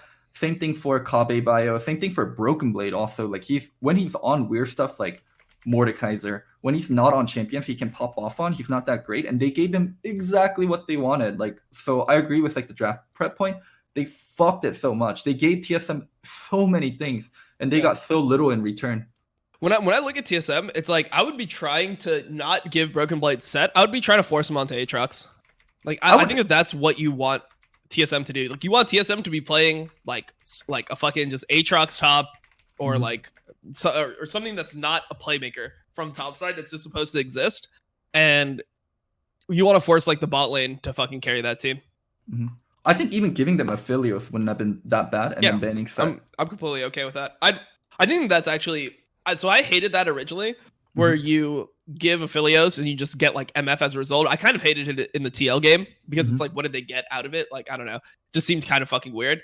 But versus TSM, it makes so much sense. They don't get to play Zyrakan and they don't get fed. I think that's so much better specifically versus TSM. Yeah, and the thing is also, like, if you watch that game, people are, like, jerking off Biofrost Rakan. It was literally all set engages every single time. Set was getting multiple 3-man E's over and over again. He's just, like, ulting somebody into the backline, getting a 3-man E on both carries. You know how easy it is to press REW on Rakan when 3 people are already CC'd? Like, that's just a fucking dream right there. There's one team fight where Rakan had to jump over the wall to join. It was in mid lane. He had to jump over the race wall to join. And Set came in from the side and ulted and bunched people up. And Jat was talking about, oh man, Biofrost played this so well. He was saving his quickness for when he needed it. Like, no, he didn't. He jumped over the wall and he had it on cooldown, so he couldn't use it until the later half of the fight. Yep. Yeah, no, it's the Rakan. You just have to look. I think that it's just mainly Rakan RW is just way more flashy than Set flashy. Like Flash E does not look like a big ability, but man, like when you're stunned for that amount of time, it feels like an eternity in a team fight, especially like a team fight like that where you're into Zillion, Jarvan. It's like all the CC comes down on top of you, you're instantly dead. So I just think that that's just Broken Blade's best champion. And I think that Biofrost isn't as good at finding engages like normal game. Like when you saw his like Leona play, when you've seen his Rakan play before, it's always been like hit or miss. Like he just goes for a lot of engages and it's just like, oh, sometimes it's just horrible. Like I don't think he has the he doesn't have like the mind for like getting clean engages every time that somebody like BB has. Like it feels like the best 2 engage players on that team are Broken Blade and Dardoch. By far. So if those 2 are your engage players, try to keep them off the engage. Like TSM looks best when it's like you have Dardoch right now on Gragas, and obviously he had that one bad Jarvan game, but he played pretty well on Jarvan this week. So I'll give him credit because that's normally his playstyle. Jarvan, Gragas, etc. Like you give Dardoch those types of champions, you give Broken Blade, things like Kiana, like his Kiana game, he's good at finding flanks, good at finding engages like that. Set game is good. Even like the Kennen game that he played bad in, like I like that type of style for TSM. So in general, like I guess my point is just try to force TSM to play like into like drafts where they have to like blind pick Aatrox, or they have to you take a champion that like just Aatrox has to play into, or like the natural counter is in Aatrox or something like that, and you get them on these picks that are more uncomfortable for them, and then you force them to play through like bot side heavily to carry. Like you make Biofrost step up to win, and I think that's just like the way you beat TSM. Yeah, TSM's just such a good team when they get what they want. I do think there's a lot of ways to attack them. I think playing through bot side and really forcing the game to be about bot lane, and you have something like an Ornn Set or Mordekaiser or something undiveable top lane, and you just keep it there, it makes the game so much harder for them. So TSM now finally figuring out their identity. They're, you know, and we've just now dissected the way that you want to challenge them by playing through the bottom side and forcing Bio to be your primary engage. Their formula for success then is just more of the same, right? Play through top if Bjerg can get on a carry, do that. If not, have him play Zillion or TSM Galio. He did that for a little while in his career as well. Well, I mean, I hate the Galio. Like, I think Zillion worked here because there's so many ball boys, and it's so easy for Zillion. You have Jarvan, Set, Rakan. Like, Zillion actually falls off really fucking hard later on in the game if you don't have people to utilize. If you don't have carries like you can utilize with Zillion, like the champion should. Yeah, for sure. I mean, I think that was the perfect pick for this game, especially with the way that C9 wants to fight. C9 essentially has a pick comp, right? Like Lee Sin, Zoe. They're looking to just pick one person, and Zillion just ults the one person that gets picked. And also, win the fight. One thing I hate about Licorice being on Shen is Licorice is the dedicated flanker for C9. Almost always it's Licorice coming in from an angle. When it's not Licorice, I feel like the other people don't flank. And when he's put on Shen, like he's not flanking. Like he can't move around. Like he can't come at an angle. So yeah, so many things like played against C9 in their draft. I don't think this makes C9 bad. I hate it. Like I cannot believe C9 subreddit. Like there were posts like going fucking nuts.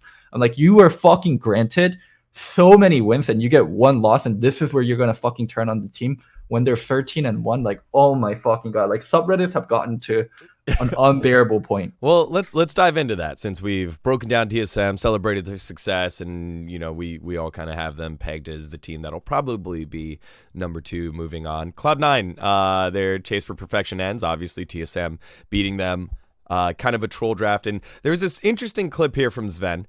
That I want to play from an interview with Ashley Kang on Horizon. Let me see if I can get this set up. Bam. Yeah, real quick. So here, let's take a listen to how this sets up for the rest of Cloud9 season. It's good to lose now because that loss doesn't actually matter. You'll hear for us. us, you know, now all the records are gone. The Asian Zero is gone. The mid tower thing, the Herald thing, and like all these kind of records don't actually matter. The KDA Dream, like no one actually cares. So having it off your shoulders is kind of nice in a way.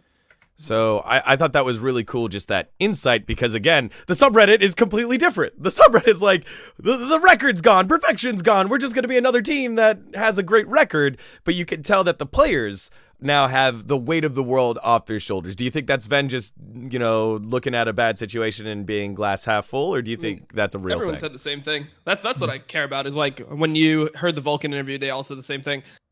I don't think that what does it fucking matter if you're 18-0 in spring? Like you're clearly going to get first seed.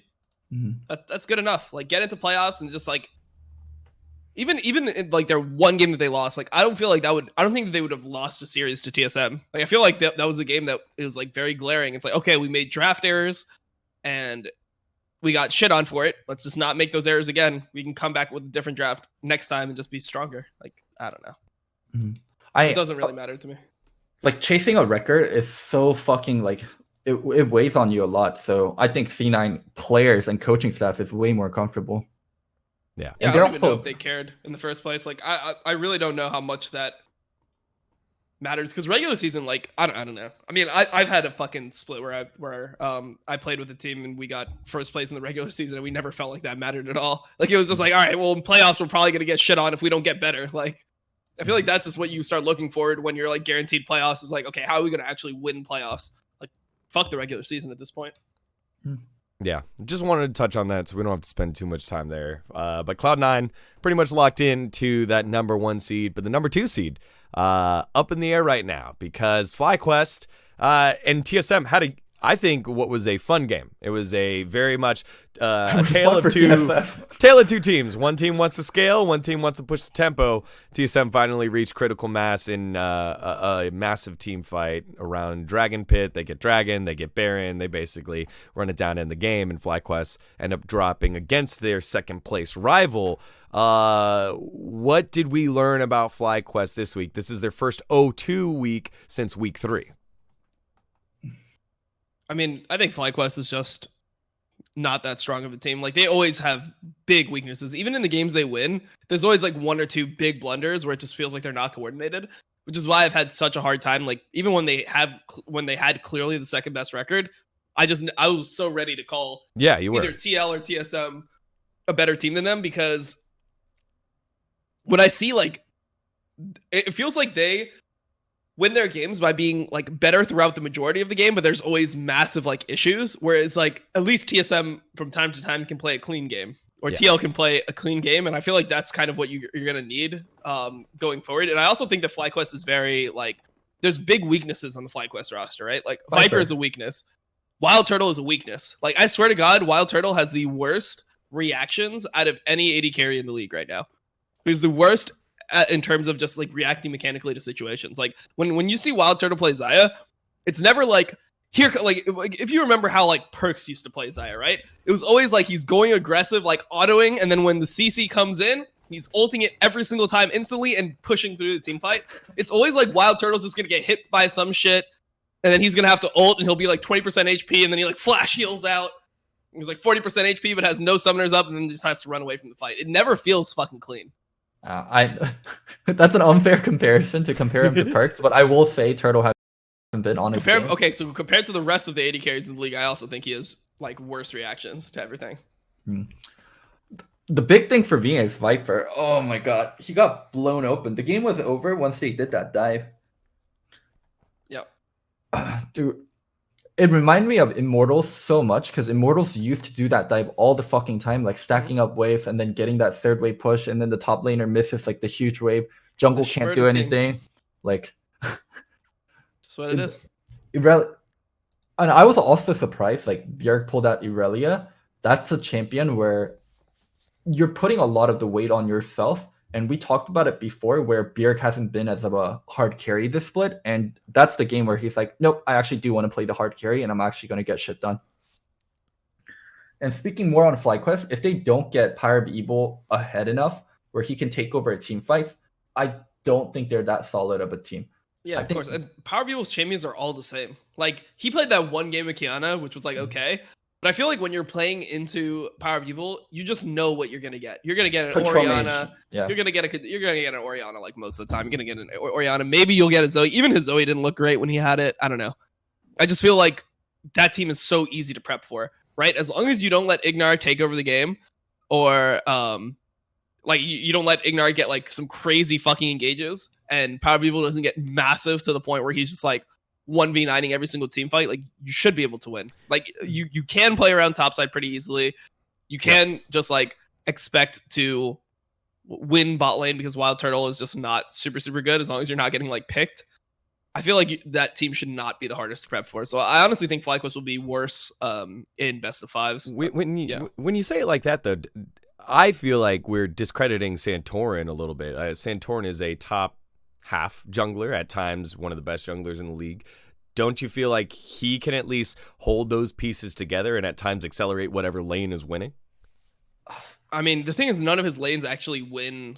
So for example, when you watch TSM play, sure, you can tell that they set up plays a lot better. They're like, all right, what wave can we dive on?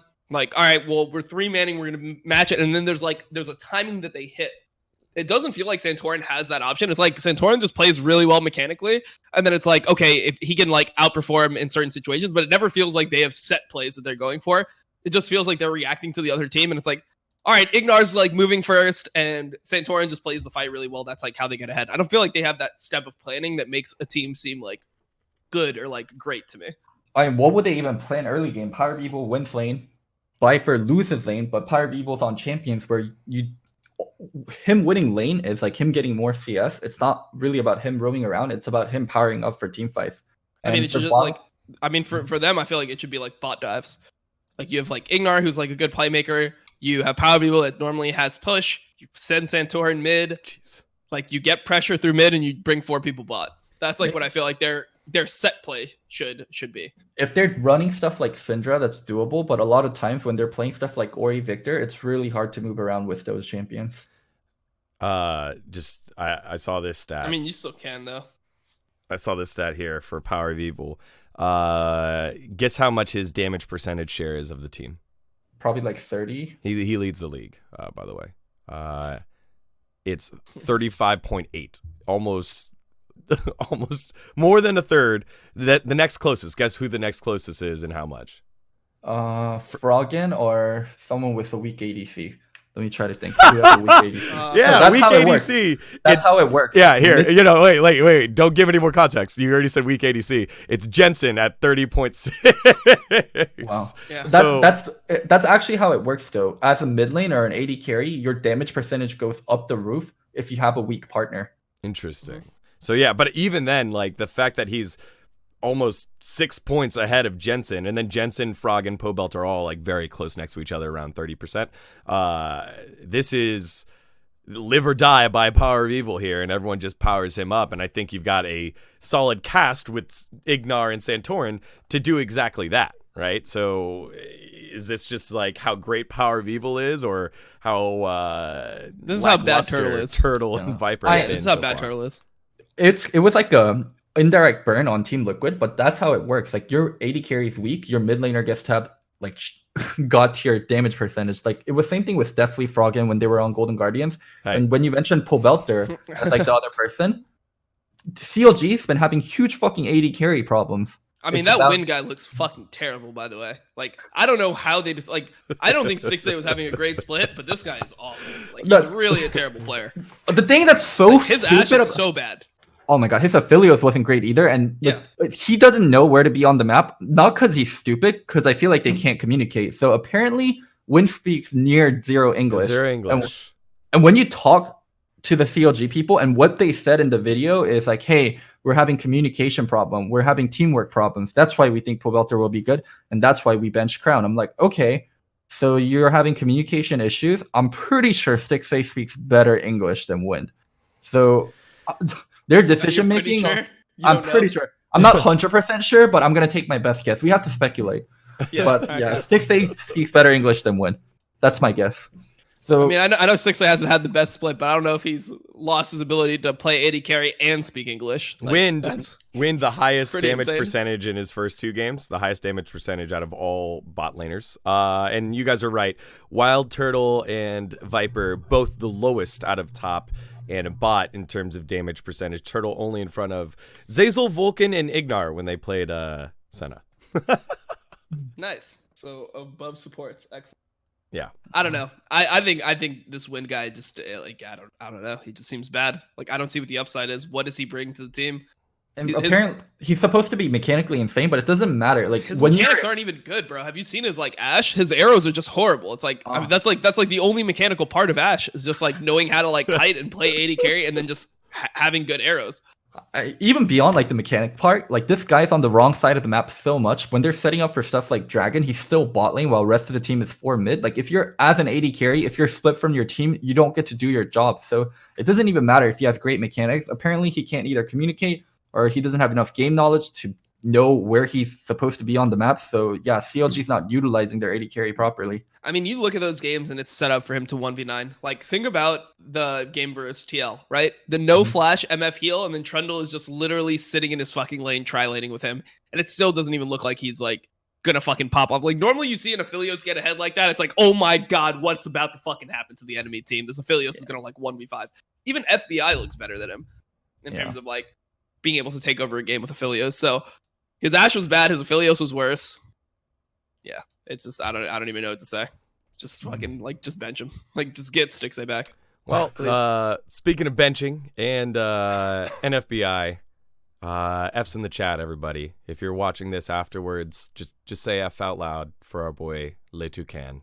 Golden Guardians moving on from Keith, putting in Huhi. I think it was a week 3 week 4 interview with Anero saying, yeah, Golden Guardians, we're preaching patience because we believe in Keith, and that's why we made this move. And literally within the same month, they bench him. So Keith getting benched, rightfully so. To be fair, rightfully so. I think you did what you're supposed to do. You bench, you go to bat for your guy. He leads the league in isolated deaths. When you look at Golden Guardians, he just looks like he's trolling most of the time. That's why I loved Keith. He's just such an entertaining player, especially like when you watched like him on Tom Kench. So there's something just so hilarious about just like watching Tom Kench just like waddle into the enemy team and just like int over and over again. I just loved it. Go ahead, Loco. You have a dissenting. As a coach or as management, like one of your job is to put your players in roles they can succeed at, not just like roles as in like AD carry support, like places they can succeed at and give them that position. And I don't think Golden Guardians did that for Keith. Of course not. They gave themselves a scapegoat. His strength is mechanics. His strength is not leadership. His strength is not game knowledge. And those are like the two of the biggest things that are important for support. Like Keith doesn't know what's going on around the map. He doesn't know, like when your support is dead, you're not clearing vision. When your support is dead, you're not placing vision. It's such a huge part and you need to know what's happening. And that's not his strength. That's not like how he becomes like good. And you gave him a role where it plays against what he's good at because you identified it as, we have FBI, we need someone that's mechanically strong that can punish with him in lane. It was just such a short-sighted decision, and you backed it up by saying you would give him patience, or you would be patient, you would give him time to grow, and you did none of that. Like, I mean, I guess they gave him time to grow, bro. 7 weeks, like he got 6 weeks of running it down in LC. I mean, he had like some good games. What was their expectation? What was their expectation? My expectation was exactly this: like he would not know where to be on the map, and he would not have the leadership to actually work with jungle. They had faith in him. That was the difference. They had faith in his mechanics. That's what they said was important, and they had okay laning. If that's what you wanted out of Keith, you got exactly that. I mean, I just don't understand their mentality because it's like, okay, if you want like somebody who's gonna fucking play safe and devour a target on cooldown, like just put Huhi in, right? Like if that's what you want from a Tom Kench, put him in. Like Keith had some good hooks on Thresh, man. Like he looks okay on a champion that requires mechanics, but yeah, I mean, he's just not somebody who's gonna know where to be on the map. Like when you give him a champion like Tom Kench that doesn't even play into his strength. It's like, okay, so you have to be smart now and just like understand how to position as a frontliner. Like most AD carries don't understand that concept. Most AD carries are not good at playing tanks because it's just a different mindset. Like you have to understand like distance between you and the carry, like not going too far. You have to kind of like be with your carry, like kind of like yo-yoing with them. It's like they walk up for an auto, you walk up with them. They need to walk back, you walk back with them. There's like a very specific way you have to play those types of champions. And you have to, like, for Tom Kench specifically, you always want to be a certain distance away so that you won't get chain CC'd with the AD carry, but you can also eat them out of CC. Like, there's just a whole relationship of positioning that's just foreign to you if you're an AD carry player. Whereas somebody, like, a champion like Thresh, is going to be a lot more similar because in late game team fights, for the most part, you're going to be hanging back for lanterns and looking for hooks. Like, you're going to be positioning in the backline in Thresh as a Thresh player most of the time. It's just really frustrating to watch a player be put in a position where he can't succeed and then take the fall for it and waste his time and tank his rep. Bro, I don't think it tanks his rep that much, to be honest. I think Keith was slowly building up his rep on C9 and then moving to Golden Guardians. I think he had a potential to start as AD carry, but they love FBI and they just shoved him in a role where he doesn't belong. And now we know he's a bad support. Like, why did I need to know he was a bad support? Why did Keith need to waste 3 months of his life? Like, I just don't understand the whole point of Keith being support and like what we got. Yeah, and I think now he's at a career crossroads and already in a long career that's been around for a while. Where does he go back to focusing being an AD carry? Does he continue to be a support and try to shop around and see if another team wants to give him an opportunity after looking clearly as one of the worst supports in the league? Like it was a big head scratcher coming on in, and now it seems even more doomed. Bro, get the resume together, bro. Send it to Mickey D's. Just fucking, it's time to call it quits. It's time to call it quits and just good luck McDonald's it. Oh my God. I don't have much more to say. Yeah. I will say Golden Glue does look better. Golden Glue? Yeah. Yes, because he's playing the role that he's been playing his whole time. Dude, I was saying it yesterday, bro. Like people were shitting on him. Oh, they're losing it to Cloud9, all this stuff. Niski's looking so good, whatever. Like who was outworking Golden Glue that game? No one outworks Grayson Gilmer. All right, like some people will have more talent. Some people will be able to shit on him in lane, shit on him in team fights, like just be more mechanically proficient, out CS him. But he outworked the fuck out of Niski that game. If you guys haven't watched the Golden Glue Drive piece, it is like a good piece, but it becomes like kind of a comedy in the middle of it, where if you're supposed to feel bad, like you have his mom like talking about like the coast management and him getting randomly benched for import players, and then like getting randomly benched for Piglet, and like going to Korea and then coming back and then getting benched again. I'm like, holy shit, like this is somebody's son. Like that's getting like fucked over all this time. But like that's the message they want to portray, but it was just fucking hilarious. Like hearing about all the fucking time. It was also like, I feel like they didn't have. I don't know. I don't know if that was supposed to make him look good, but like even with like the coach that's like, all right, so this is his like he was a tight end, but I could think it was like the receiving coach that they interviewed, and it's like, yeah, you might find people that are better, smarter, more handsome, like younger, more talented innately, like faster, stronger, like. And everything like that, but you'll never find somebody that outworks him. It's like, wait, hold on. But he's a nice guy. That's like it's like you're supposed to be hyping him up. You're supposed to be like, nah, he's like a late bloomer type shit. Like he's the person that needs some time, but once he figures things out, he just becomes a monster. Like I was expecting some shit like that, but instead it was just, yeah, I don't know. It was just like this fucking effort type bullshit. The whole football angle was to show that he just rode the bench most of his life. I'm like, okay, why did you mention that? Well, so the reason they mentioned it was they're like, yeah, that's why, like that shows that he had to learn how to be a good teammate and support his team even when he's not playing. It's like, damn, that doesn't sound like a champion. Well, he was great at that. He rode the bench a lot in League too. Right. Yeah, I mean, Cloud9 did pretty well with him riding the bench. We got to back up here because the drive. So when I saw that and I was like, because they put out the preview first before they put out the whole piece. In the preview, I was like, why is League of Legends doing like another football collaboration? Because like a while back in like season 4, they're like, wow, we've got an NFL player that was playing. It was like the punter for the Vikings, Chris Cluey. And so I was like, why are we going back to this? And to me, you've got to remember that there are very, very, very few people that get to this upper echelon of being a League of Legends pro, and the fact that and been around and been good enough for that long, I think speaks volumes to him. So you're trying to bridge the gap, not for us where it's like, yes, Grayson's been meddling for quite some time and now has an opportunity and looks good. He looks serviceable to like everybody else who will never, ever make it here. The thing is, the amount of effort that Golden Glue has put in and the amount of work that he has put in, if he put the same kind of effort and work into something else, I think he would have been vastly more successful as a person. Yes, but that's the whole point. This is the thing that he made the wrong decision and he's putting time into the wrong thing. That's the whole point. The point is that this is the thing that he loves, and he's still growing. He's still finding success. Some people on this panel thought he was like at the worst. He's not going to be the greatest mid laner. And yeah. So then in my tier list, I'm gonna have him at 8th now. It's like, hey, dude, you're better. You're overperforming. You're 8th now. Like, what the fuck? Like, that's still towards the bottom of the league. Like, that is not what you want out of like a 5-6 year veteran. Like that, like somebody that's played LCS for 5-6 years, you want to see consistent improvement. You want to see them like when you look at somebody, when I see other mid laners that are new to like their leagues, like I look at people like Larson in EU, right? And it's like, I can't say that Golden Glue will ever, like, you can see Larson's ceiling. Like, you could see a world where Larson could become the best mid in EU, like based on his growth in the first year. I just can't ever see that with Golden Glue.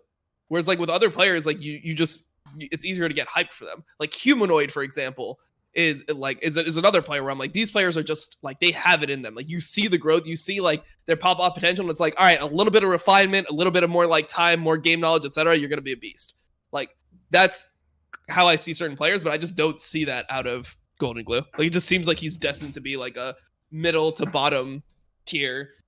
Like, I can never see a world where we go into LCS and he's just better than Jensen, Bjergsen, Niski, Power of Evil. Like, I just can't see a world where that happens. Maybe it happens, but yeah, I don't know.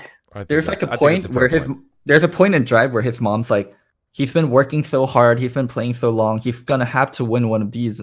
And in my head, how it works. I'm thinking like, yes, there's been like shitty players or like bad mid laners that have won in NA and like Huhi. I guess yeah. And then you can mention Pobelter if you want to, but they were like surrounded by like giga talented rosters. Both those players were like top 3, top 4 in their roles though when they won. Who's Like, the best? Who's the best player that didn't? Who's the best player that didn't win a championship here in NA? It was like Jensen, and then Jensen won recently. That's fair. Best player that never won a championship in NA. Yeah. Probably like recent imports like Licorice, or not Licorice is an import, but like Licorice to bend like the C9 boys. That won't, like a retired pro. Retired that never won. I don't know who's like the best that never won. Hard to. Best that never won. Dom. I'd have to think. I'm not, and this wasn't. This wasn't a lay. This wasn't like a. Hey, dumb I mean, thing, you know? honestly, I'd be.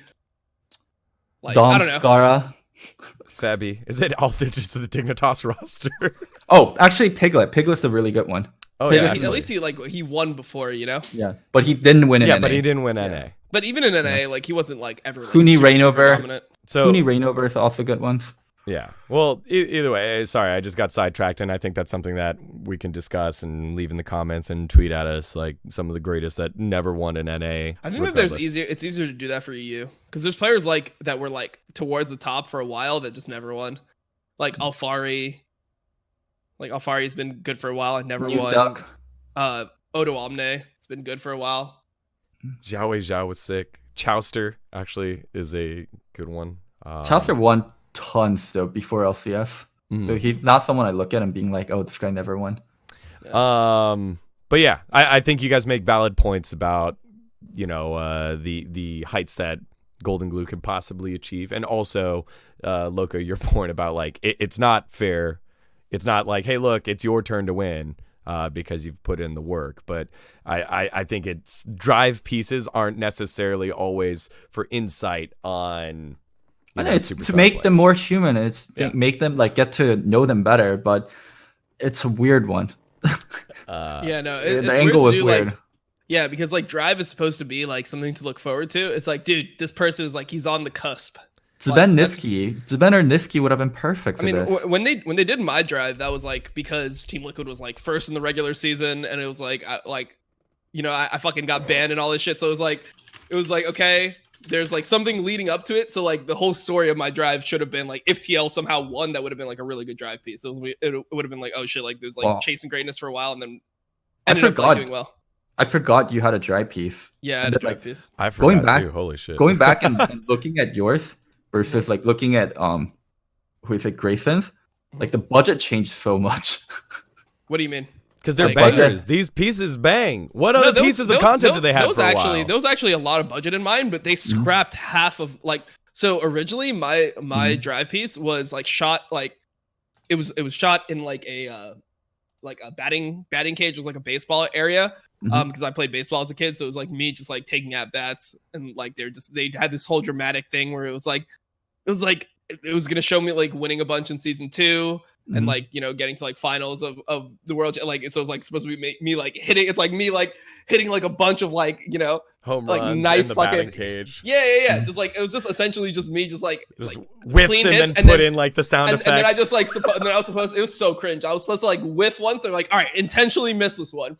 So I whiff and then it was like, and then he was banned. Like, and then it was like a year of me getting banned. And then it was probably better if they cut it. Yeah. And then it was like supposed to be like the come up because like Curse was like, fourth, and then Team Liquid was like third, and then at that point we were first. So it was like supposed to be like, oh shit, what's gonna happen? Never mind, Piglet ruined the team. Like they were like, hey, we know you're pretty good at this, so can you intentionally int this next swing, please? Well, I mean, I can still fucking hit a ball. Like I played baseball for my whole life, bro. Like what the fuck? Like I'm not gonna be missing fucking 40 mile per hour lobs from a fucking batting machine. Even if they went to the fucking batting cages, the production and the fucking budget for it is still vastly different. They went to fucking Texas and like they got all these shots. Like yours is like 10K max, like where Grayson is like pushing 50. I mean, maybe the travel, but yeah, they have all those shots too. Like those are like pretty like stock footage, like of just like panning over the city. Like they do that shit with a drone. Like I got to see that shit when we did because we did also our playoffs playoffs like piece or whatever, where we were like on the. I think you guys were there too, right? Like we were on top of the building and they had like the drone flying over us. Yeah. So I mean, there was like there was stuff, but they had to scrap pretty much like every single one was sports related because most kids in America just grow up playing sports and then they like eventually they're like, oh, Play League. yeah, it's like oh, I'm like only 6'1", I'm only 6'2", and the other people that are fucking like playing the sport are like 6'5", 6'6", and just like have way better 6'5", genetics than me. 6'6" rowing champion, however that meme goes. Yeah, They wrote for exactly. UC Davis. UC Davis. So it gets demoralizing. I mean, that's what got me out of sports. It was just demoralizing. I looked at like people that were just naturally like bigger than me, and it's like, oh, what the fuck? Like that's not fair. This guy just has better genetics, so he's like more desirable to play like in fucking varsity than me. Yeah. Fuck that shit. So it's like, yeah, I'd just rather play something with an even playing field. Well, that was fun taking a memory lane down the drive. But Golden Guardians, moving on from Keith. We want to wrap that one up. I wanted to touch on one of your former teams since we're going down memory lane. Dignitas. Dig takes a dive down the standings. Question marks about Huni. There were conversations about how much he's making. Can they coexist, him and Froggen? Right now, doesn't look so good. Guys, what's wrong with Dig? How can we fix it? What did we learn in week 7? What are they doing at Baron? That was my first thing. They act like the Dig, oh my god, Dig sucks at Baron meme, but versus 100 Thieves, it was actually just a straight throw at Baron. Well, I mean, their idea was like, hey, our top laner is getting 3-man bot. We should be able to bear it here. But yeah, they just couldn't do it. And Huni's actually a problem. Yeah, Huni's just bad.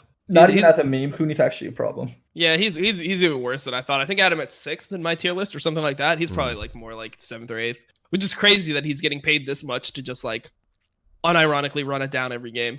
But I mean, it is what it is. Thing is, like versus 100 Thieves, like he was ahead of Someday. Like as Aatrox Renekton, like he hit item power spikes where he's winning in split push. And I'm like, oh, Huni's winning inside. They should know how to win off of this. They either as a team don't know how to win off of it, or Huni's not making the right calls. Because it does not matter if Huni's stronger than the enemy top laner or weaker than the enemy top laner. Dig is not able to get more out of it. Which is crazy because you look at the players, right? It's Froggen, Afromu, Huni. You have such experienced players. There's one player, like Acadian is also really fucking experienced. He's experienced, yep. So it's like the player that should be the worst on your team is the one that's the most consistent and performing probably the best in Johnson. Like that is absolutely fucking crazy to me that like Froggen can't get on the same page with like knowing what to do in these situations. Like they just don't know if they should be baiting Baron, starting Baron, if they should be turning to fight, like what they should be doing in these situations. It's kind of just like all RNG. It's like, oh yeah, let's flip a coin. Okay, we're throwing the game. Cool, we're throwing the game. And they just do it every time. I don't know.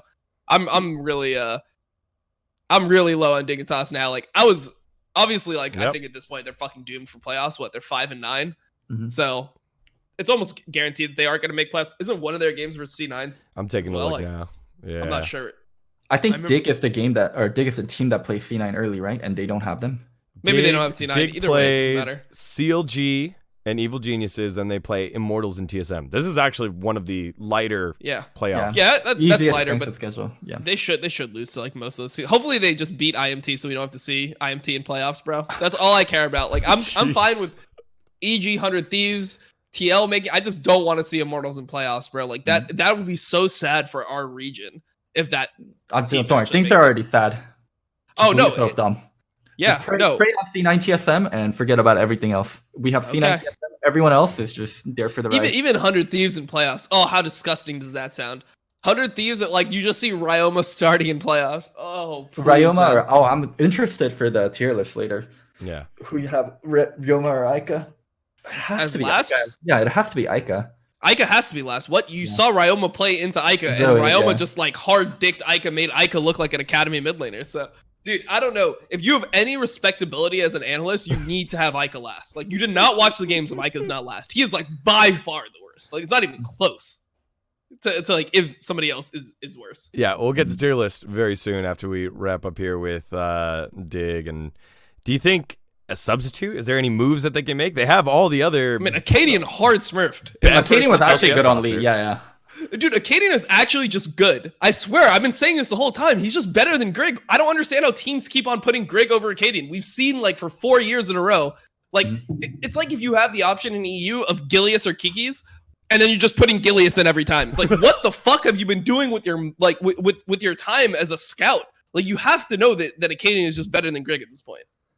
Always. The thing is, like, this has happened like 3 years now. It's happened with Echo Fox where Acadian started, and then Grig came in later, and then it happened with TSM where Grig was supposed to start, and then Acadian started, and then Grig started sharing the spot later, and Spica came in, and then now happening on Dignitas again. So yeah, but every single time Acadian was just better. do you think there's Lorlo coming in for Huni? Do you think there's you wouldn't take out Johnson? Who's support for Dig right now? Dude, I would give Sam some fucking Ole. playing It's time. Ole. Dude, They do Ole that. can't play. Oh, okay. Yeah, no, play, but you can if you put Sam top and then you Oh, sub out then you Afro can. for Ole. Then you can do that. Holy I would moly. actually want to see that. I think that's good.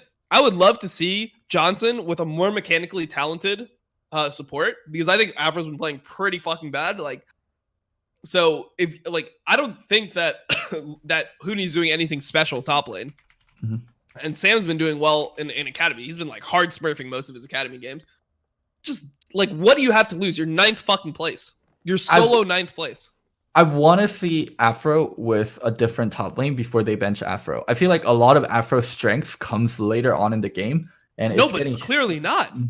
it's getting hindered by what's going on in that team. There's no way Afro went from like one of the best shot callers in NA to like not being able to shot call. Like, we saw glimpses of it on 100 Thieves, and on 100 Thieves, because there was problems within like Afro Bang and other ends of the team who he drew, like, they don't have a lot of pieces to work with. But at least this Dignitas has more pieces to work with.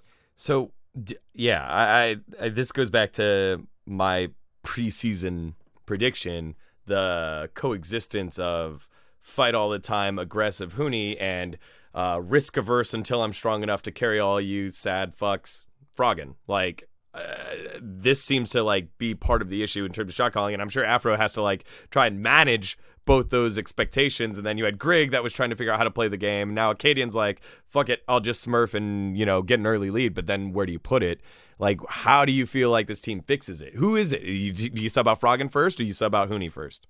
Froggen stays. Froggen stays. Froggen, Johnson. I also think Afro stays. I would want to see the roster without Huni first, and then go from there. I want to see. It's because it's hard to isolate the problems. Remember what we talked about? Like, this team will have good shot calling later on because they have Afro, they have Froggen, they have Huni, they have so much experience on the team. There's no way this team has bad shot calling. This team has bad shot calling. So there's something internally going on that is like actually affecting stuff.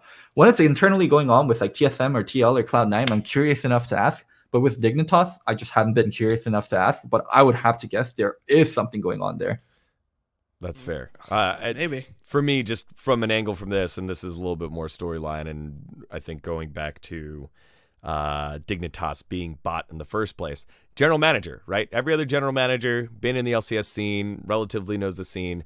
General manager for Dignitas is a great guy. Everyone I've talked with that knows him is like, he's very smart, very good person. It's Bakery, comes from the Heroes of the Storm scene, played for long-standing member of Dignitas, moved to a managerial role. Lee Sin type champion. Oh, I met him. Yeah. And I think this got to rest on his feet. What? Right? What? It's his decision to put this roster together.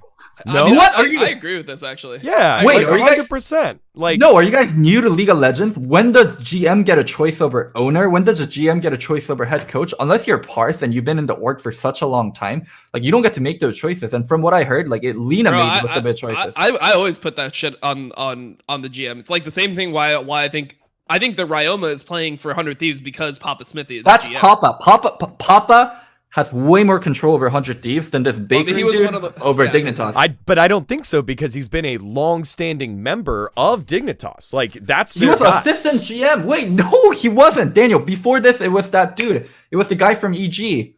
Andrew Barton or something. No, Andrew Barton was the placeholder. Like, I'm going off he this was the from the main. information that I have. He was the main, and then he moved on to EG. Yes. I mean, my problem here is, like, look at this fucking roster, bro. This has to be one of the most expensive rosters. I hear, like, the rumor is that Afro's getting 800K, Huni's getting 1.15 million per year, and then Froggen is probably playing for 500K plus. Like, I can't imagine Plus. Froggen playing for under that, right? So your roster, like the two people that are getting fucked are probably like Grigg / Acadian and Johnson, just because they're both NA players on the team too, and they just don't have like the pedigrees. Mhm. But you look at this team, they're probably like, I can't see a world where this team is getting paid less than like FlyQuest, for example. Yeah. All right. Okay. We can do the finger pointing at the roster, or we can talk about how bad the roster is and how expensive it is. But before that, like regarding like the finger pointing, I don't have information, but I'd be shocked if Bakery was like the final sign off on a lot of these signings. I would imagine Mike, their CEO, who's been very vocal and who's been very involved, has more control. I'd imagine Dinkcard has more control. I'd imagine Hooney has more control than this Bakery dude. So yes, Dignitas has a bad roster, but like we're shooting the wrong dude if we think it's Bakery's fault. All right. Well, general manager, Bro, the buck stops with them. That's the job. If you're like, GM that's and the that's job. what it is, like You're a manager. Like Dom, we had how many girlfriend managers? Like GM is a relatively new role in League of Legends, and they're finding I their just footing. assume it's way different now. Yeah, that's what I was gonna say. When I look at GMs now, like the GMs are normally like what, like Parth. Who's the GM Keaton, for Parth, Team Liquid? Team Liquid. Is it, It was Michael. Now it's it's Fastfee. I thought it was Fastfee's team manager. I thought it was Dodo was Yeah. like general manager. I think she's just team manager. Dodo's assistant coach. So who's the general manager for Team Liquid? Maybe they don't have it. Effectively, I think Steve It's does Steve. that job in terms of like being a general manager. Like, so other than like the long-standing ones or the ones with a lot of clout, like Papa, I don't think general managers have that much control in a lot of these roster decisions. Well, you're the one that gets fucking shot Okay. if you're the one that's in the position. Oh, Like, I'll say this as someone that worked within an agency. Mostly, we talk to owners. Sometimes we did talk to GMs, but we talked to owners. Owners had like a lot more say. Like for Optic / Immortals, Keaton definitely was like the GM and like the decision maker. But for a lot of the other teams, we talked to ownership more.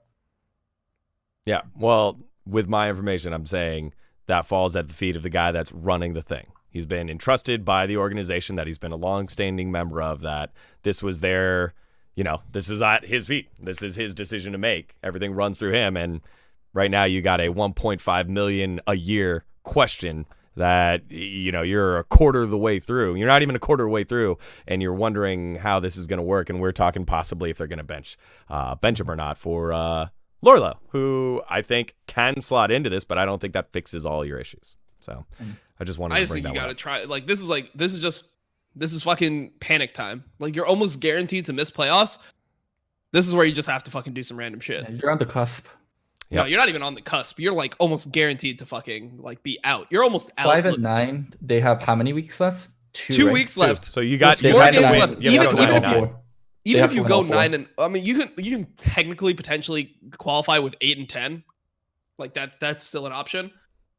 Like I think that there's a world, because you got to think about it like this. So the 3 teams that are 7 and 7, like those 3 teams like right now would be guaranteed to make it. So that's top 6 is 7 and 7. So if even one of those teams goes 1 and 3, there's a chance you can get a tiebreaker. That's fair. So Yep. you need to win at least. I just think you have to just fucking hit the panic button. You're literally 2 and I think you're 2 and 9 in your last 11 games, because you started 3 and 0 and now you're 5 and 9, right? Yeah, so you're 2 and 9 in your last 11 games. They're on a 6-game losing streak, right?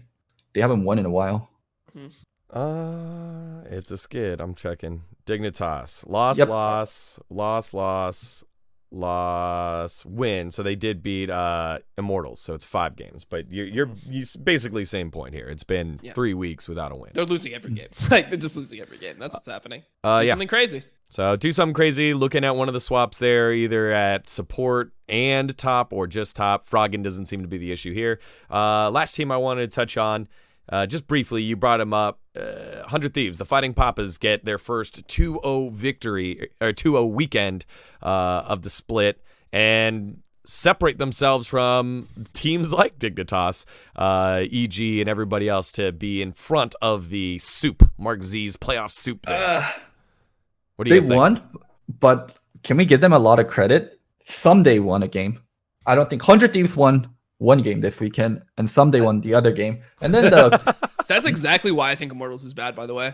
Is like you give somebody like Soaz carry versus carry top, and it's just like he's like, even if he has the counter pick into Aatrox, which number one, all Aatrox counter picks are not really counter picks. That's what I was The about to counter picks to Aatrox are like GP and Camille, and then you just see the Aatrox like win lane every single time for some reason. So I don't even believe in like Aatrox counter picks. I'm pretty sure the champion is just disgustingly broken and it just plays fine into everything. Either way, that point, just remove that point from it. When you see carry versus carry with Soaz, you're never confident. You never want to see his GP. Like you saw his GP into Haunter's Aatrox, right? Didn't look like a counter. Even when he played Camille into Ruin's Aatrox, didn't really seem like a counter. It's like that. You just don't have firepower on this team. So if IMT ever opts into those types of matchups, or when they're opting into the fucking LeBlanc mid lane, you just never have any confidence that they're going to be able to win these lanes. So to me, like, this is kind of like, yeah, 100 Thieves is better than Immortals, but Immortals shouldn't even be a playoff team. So the fact that 100 Thieves, with how bad they've looked, and IMT with how bad they've looked, are both contending for playoffs teams, it's just like, oh, Jesus, man. Like, this region is so doomed. Like, Dignitas and TL should be better than these teams. Theoretically. Go ahead. Like, look at these rosters, bro. Like, they have to be better. And the fact that they're not is just like, damn, NA is just doomed. The thing about, and even the game they won versus Dignitas, like we talked about it from Dignitas' end, Dignitas threw that game. Like they had tools to win, and 100 Thieves is just there. So yes, they went 2-0, but it's not like I can't celebrate 100 Thieves got so much better, because 100 Thieves didn't get so much better. They happened to run into teams that did not want to win this weekend. That's fair. Do you feel like they took a step forward to at least learning on what their strengths are as a team, so that if they do make it to playoffs, currently sitting at that nice 4th place spot, 7-7, they would be able to take a shot at a 2-3 or 3-4 matchup, whatever was it? No, I think they play 4-5. No. The thing is, like, there's like a level for playoff teams. I don't think like there's usually like you can tell a playoff team from a non-playoff team. I think the level's actually at like 4. Like we should only have 4 playoff teams right now.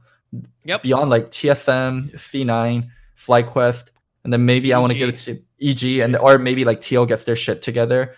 Like those are like EG is the clear 4 right now. Yeah, those are like the playoff level teams. Outside of that, yes, they're gonna play in playoff, but these teams have like no shot at making it in. These teams aren't good, so what to say? All right. Well, I tried. We got 100 Thieves, so all you 100 Thieves fans, we got it in. Let's get some tier lists. Yeah, let's get to it. I'm down for some tier lists. All right, so we got the hot and spicy takes already.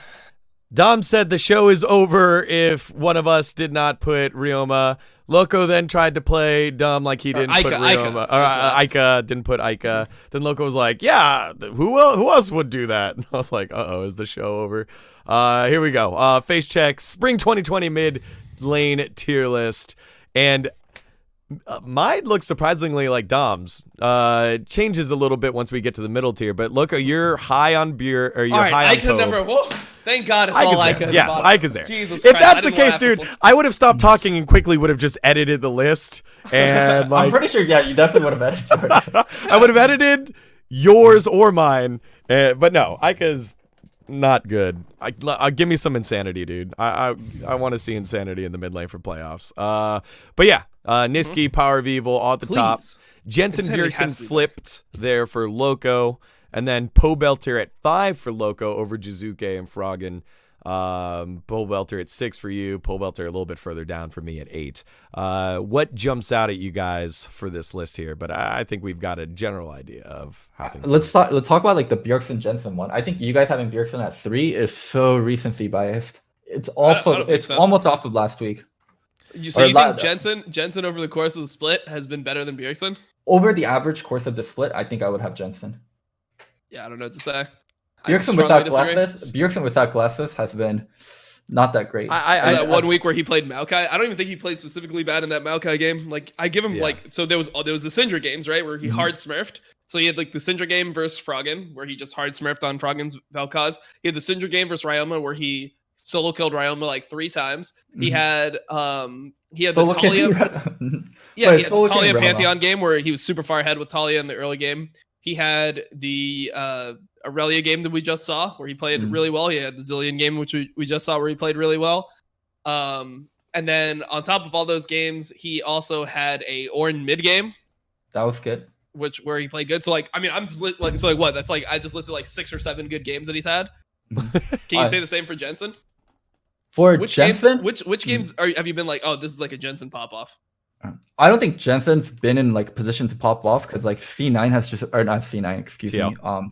TL has been so fucking mediocre overall as a team, and like the way they approach the game has been so much fucking worse than TSM. Like they're so bot side focused, they're so dragon focused. They were initially so dragon focused in a meta that wasn't about dragons. Like they had the whole fucking Senna problems. Jensen gets so little. I know Roxa does pick early game jungles, but he does so little with it. Just considering what teams they're on and what Jensen has given me, I feel like if Bjerg was on this iteration of TL, he would look almost invisible. Really? I think that he would be fine because like he plays like he's somebody who's more willing to roam than Jensen for sure. Like he's the he's been the one that's been constantly roaming to top lane and getting like most of the time where BB's getting ahead, it's not just a jungle dive top. It's normally a jungle plus mid lane dive in his lane. So I feel like that's just a huge credit to Bjergsen actually being able to play the map. Like most of the time, like even the games, like for example, like where he got Syndra, like his Syndra is just fucking scary, right? Like you have to ban Syndra against TSM at this point. First three. Sure. Like you can't even let it to the second ban phase where normal people ban it. So I give a lot of credit there where it's like you have a pick that's must ban, and then I guess the versatility also, he just looks more versatile than Jensen, the split. So from my perspective, you have him on the Aurelia. He looked really good on Aurelia. He was able to play the Ornn mid. He looked super good on the Ornn mid. Obviously, the Maokai didn't look great, but I think that's kind of just a pick thing rather than a like, oh, he just played Maokai really poorly. I think that game was mainly on Broken Blade playing Kayle and just inting. Like if you int the early game with Kayle and you have a tank mid, there's no time for the tank mid to shine. So in terms of versatility, like it seems like the Zillion was good. He plays the power control pick. Like I was actually potentially thinking about putting Bjergsen at second here on my list. I think that he's just somebody that naturally gets underrated because people just love shitting on Bjergsen for some reason. He was just good for so long that people just love to shit on him. But yes, to be fair, I think our panel here, the three of us, don't shit on Bjergsen. Like we're both pro Bjergsen. I was like, all of us are pro Bjergsen. Yeah, of course. But the other shows are just wrong. So like, I don't know what to tell you. Like, there's like what do you want me to tell you? Like, he's just actually good. So, speaking on like the Jensen part, like we talked about like Bjergsen pop off performances. Like Jensen's pop off performances get overshadowed. Like the Victor game was honestly pretty decent, and he got ahead, and his team still fucking lost. And then when I go back, and then that Rise fucking game versus Dignitas, the one that Doublelift is getting caught on Senna, like Jensen's actually doing shit at Rise, and he's he also had a really bad death. He had a really bad death in the early game though. To the Jarvan Orianna, where he just died for no reason. Where he flashed and he still got Oreo. He flashed into the Oreo. Like that was not the best. I think Loco, you make a great case, and I think actually Bjerg and Jensen are both in that same pot of like they're kind of being gated by their team a little bit, and Jensen much harder than Bjergsen. But because of that, Bjerg's had the chance to shine more and show off a lot more of how he's able to affect the team. So that's why I have him further ahead. Like this is a recency bias in terms of like this year. Like last year, Jensen, I think, was better than Bjergsen, right? I think we had it that way in terms of that. Or if you made that argument, that made sense. Here, it's like Jensen hasn't had as many opportunities to take the lead. And he's, as Dom just pointed out, even in that dig game where he did pop off on Victor, has made mistakes and fallen behind. Yeah, he also kind of had an int in this last game. I don't know. I feel like there's a top four, there's a middle four, and there's a bottom two. Yeah. That's how I see the LCS right now, right? Like it has to be Niski 1. And then it's like Power Evil, Jensen, Bjergsen. Those are like the best mid laners in the league. And the next tier is Jizuke, Froggen, Golden Glue, and Pobelter. So that's like your next four, where you can kind of have those in like whatever order that kind of makes sense. And then you have to have Ryoma 9th, and you have to have Ike 10th. Yeah, that's just how the list has to go, or you're just not an analyst. Like that's just how I see it. The Niski Power Evil one is really interesting because they play so differently, and I even thought like, oh, Power Evil's a better laner than Niski, and then they played each other, and then he had to basically 2v1, and he still shit on both Ignar and Power Evil. Niski is by far the best mid laner, and he, like, if you put stats on Niski, he actually doesn't look great. You really have to look at what he does. If you watch ProView, Fuck stats. I don't care about any of these stats. Like people hit stats. They're like, well, statistically, Dignitas's bot lane is the second worst in the league. It's like, okay, well, Johnson's still playing like one of the best AD carries. Like a lot of the stats are like, because the thing is, most of the stats are like pre 15 minutes or like things like that. It's like CS differential at 15 or 10 or whatever, it's like, well, people are swapping for Rift Herald at like 7:30 into the game to make the 8-minute Rift Herald. So a lot of like your gold differential is going to be coming from like, did you win the Rift Herald fight? Is your AD carry getting solo gold on the plates? Like that type of shit. Just, I don't know. I feel like stats in terms of like early lating and stuff, it's almost irrelevant. Like it doesn't ever change my perception. It's never like I watch the game and I have one perception of how the players are. And then somebody comes in and it's like, well, technically, like their forward percentage in the mid lane is 43%, which is the second highest in the league. And then I'm like, wow, he must be really good then. Like, I don't give a fuck. Like, I think all these stats are just super worthless in terms of League of Legends.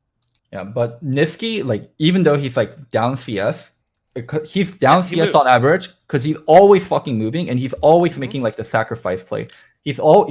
There's times where he could be in lane getting more CS. He gets out of lane, like places a ward. He does so much for Blabber. I think there's games where he just gets fucked and he's still playing well. So for example, the Kiana game where Blabber just hard inted as Elise versus Gragas Renekton. So he's counterpicked mid into Bjergsen's Renekton with Kiana, and then the Renekton gets double buffs off Blabber's misplay, and he's just super far behind off that, but he's still playing the map well. He's still like getting things done. Like a lot of mid laners just collapse if they ever end up behind, where it's like, all right, you're just out of the game. You're just not doing anything for the rest of the game.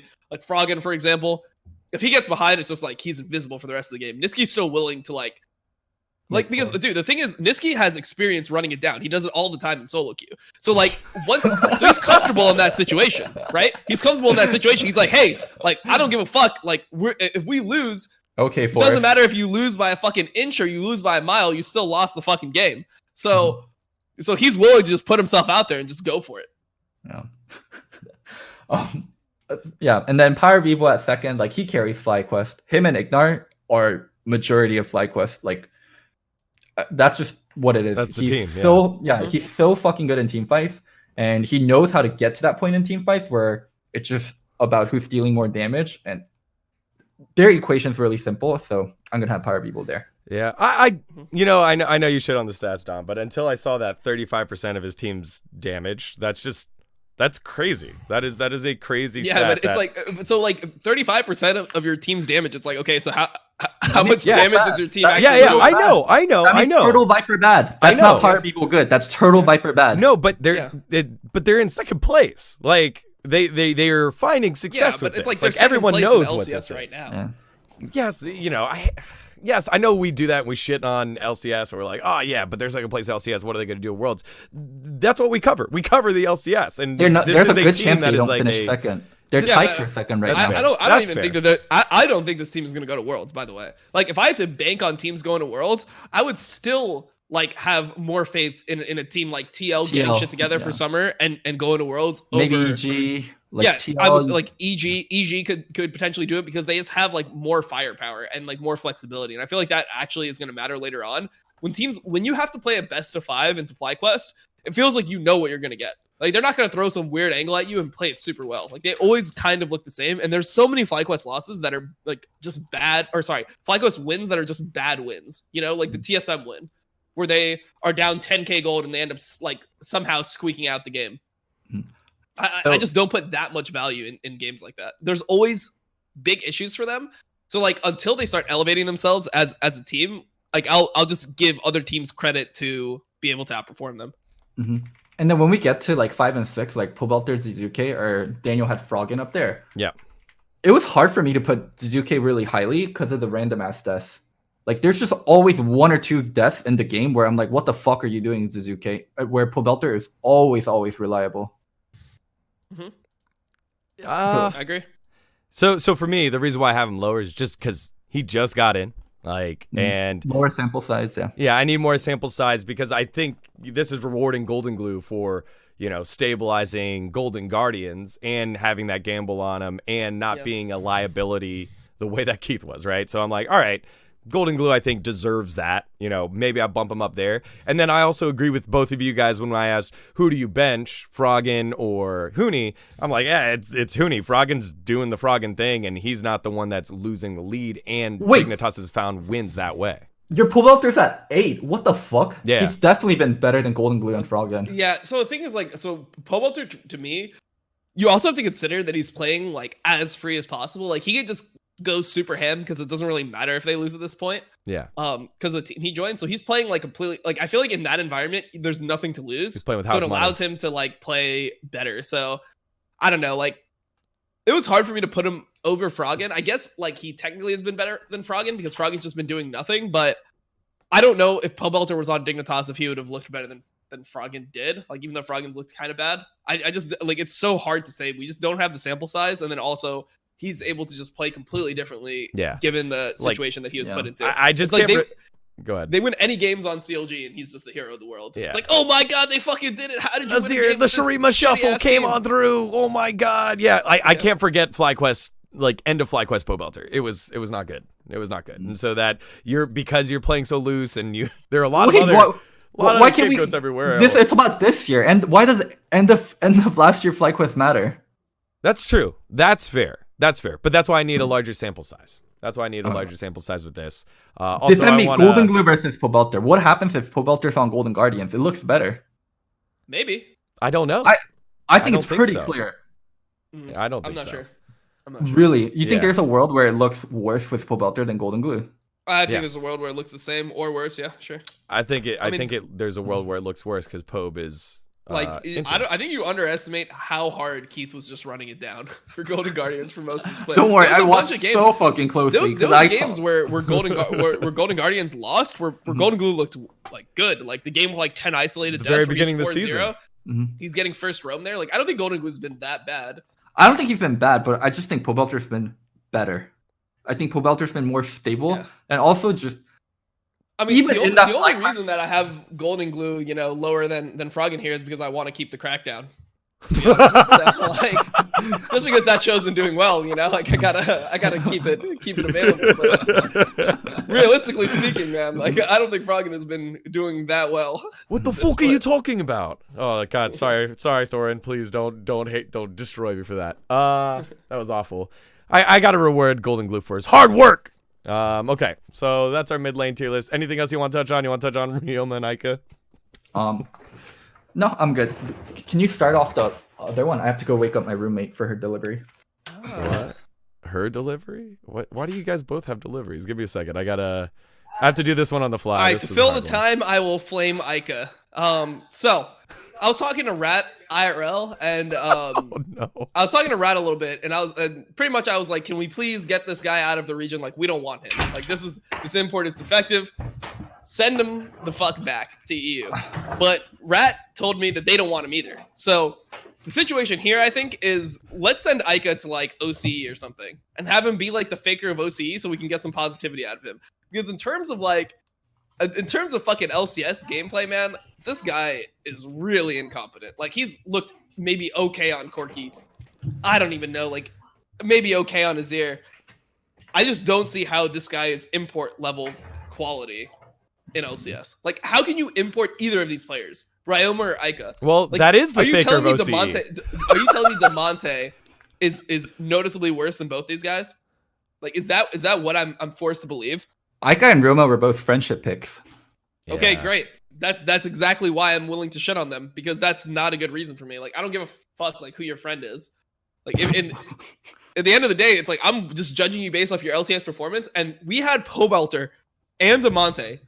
DeMonte's still fucking sitting in academy. Pobelter wasn't even on an academy team, wasn't on fucking any team while both these guys are starting. To me, that's just completely like it's just such nepotism bullshit. Such like fucking, oh, okay, we come from the same country. I don't care what country you come from. Like you should be playing to fucking win. You should be recruiting based off talent, not based off who your friend is.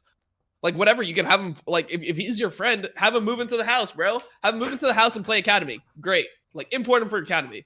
But don't put these players in LCS. It's just like disrespectful to the entire league.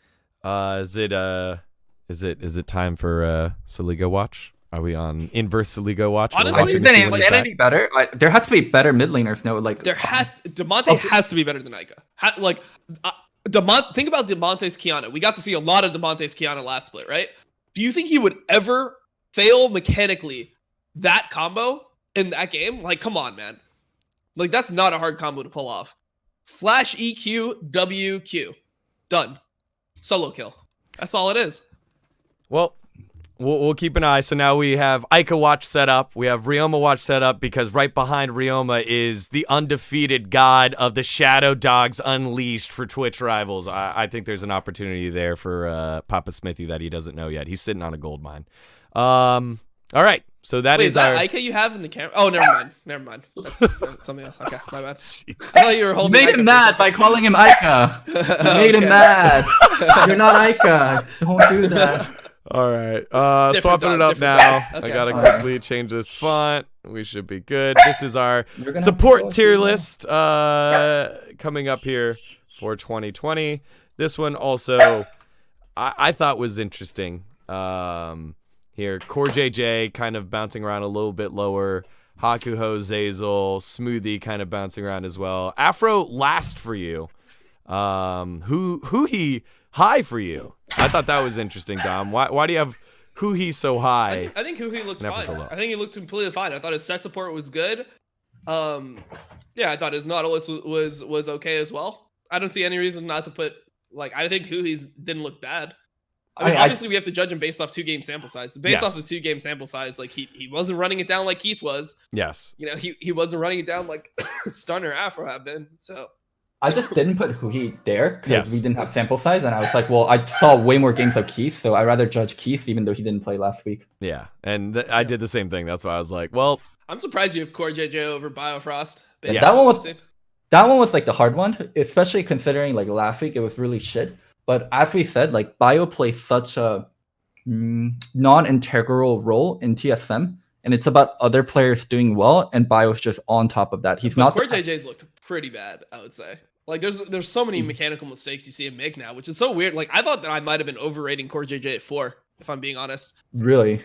Yeah, I thought that I might have been overrating him at 4 because his Braum game was really bad. His AD carry has no flash. He's got flash and W on Braum. He doesn't tank the hook. AD carry dies for it. I thought his Nautilus game was really awful. This one that he played, he doesn't know when to go in. He's engaging when there's 4 people coming, where they're just instantly gonna die. If Broxa commits on that, it's 2 for 1. They probably kill Smithy, but they both instantly die afterwards. I don't know. I feel like Core JJ's had a very bad split. He's had a Especially bad split considering who he is and considering what's expected, but he Right. had 2 80 carries and also double F Senna games were pretty miserable Right. for his support. And I think there was point for TL where only thing I could think about was they have 2 players in Core JJ and Jensen, and it feels like they have nobody else. So I had to ask myself that question, Loco. I think that's a very good point. Core JJ had best player in the league expectations, where their expectations to what they're actually dealing with and then how they're playing. And I still find them being underwhelming, compared to an import slot that is there. Maybe not the best player in the league again for the second time in a row, because look what happened to Svensk Garen. He's nowhere on that form, but he hasn't been playing well. And yes, a little bit of that recency bias. I don't think he's as bad as he played in that very last game against Immortals, but you're at this lane, except for Ignar. At this lane, you're kind of a product of your duo together. And Core, I don't think is contributing the way he can in the past to Team Liquid's success or lack thereof. Mm-hmm. I mean, I don't know. It's hard for me to say. I feel like supports this split have been very weak in general. So All the strong supports ended up at the bottom, Afro Smoothie being pretty low on our list. Dom has Afro I'm dead surprised last. that you guys don't have Afro last. What has he done well this split? So it's the same thing that I just said with except Ignar, which is a specific case. His success with Johnson, I think, is duoed together for me. But yeah, but I think Johnson's been good. I think that is more just showing how bad Afro's been. Is that he's got a good AD and they're still doing poorly. So when we do our AD list, he's all the way up there. I mean, because that's the thing with Ignar. Ignar's all the way up at 2. So what? We're gonna have Johnson all the way up at 2. I might have Johnson maybe 3, something like that. He's been pretty fucking consistent. He is just not making rookie mistakes. It's just he has nothing to work with. Playing AD carry is super team reliant, always, right? Yeah. And especially in a competitive game where you're not going to be getting massive advantages in lane without your support feeding you kills, what can you do? What can Johnson do in these games? I'm looking at his positioning. I'm watching how he's playing team fights. And a lot of the times, it's just his team just ints before anything happens. And it's like, all right, well, guess I got to back off. Like, no one is making plays for him to even clean up fights. Speaking on the good though, Vulcan has been like by and far like the best support. Yeah, definitely. Not even Most close. well-rounded, like mechanic wise, like least deaths, like support not dying is actually fucking huge. I don't get why people don't recognize that more. Like people always have this mindset, like, oh, you're a support, you should die. Oh, support dying doesn't matter that much. But in competitive play, support sets up so much of the plays, and being there first as support is so fucking important. So that props to Vulcan. Ignar number 2, just by actually being able to do something, even by having a bad AD and like losing an AD carry a lot of times. Like when you lose lane as support, it's hard to move first. It's hard to do things first, but Ignar always finding the opportunity. And Ignar is a huge part of the reason why Power Up Evil's able to get through early game a lot. Yeah, he unlocks mid lane a lot through the roaming. Question for both of you guys. Who's the bigger gap? Ignar to Wild Turtle or Afro to Johnson? Because I have Afro to Johnson a bigger gap than Ignar to Wild Turtle. So you think Wild Turtle is closer to as good as Ignar as Afro is to Johnson? Yes. I like not by much. I think it's close, but I think like Turtle's like 8 maybe, whereas I guess that's equal then, right? If you have like Johnson 3 and Afro 10, that's equal. Look, what do you got?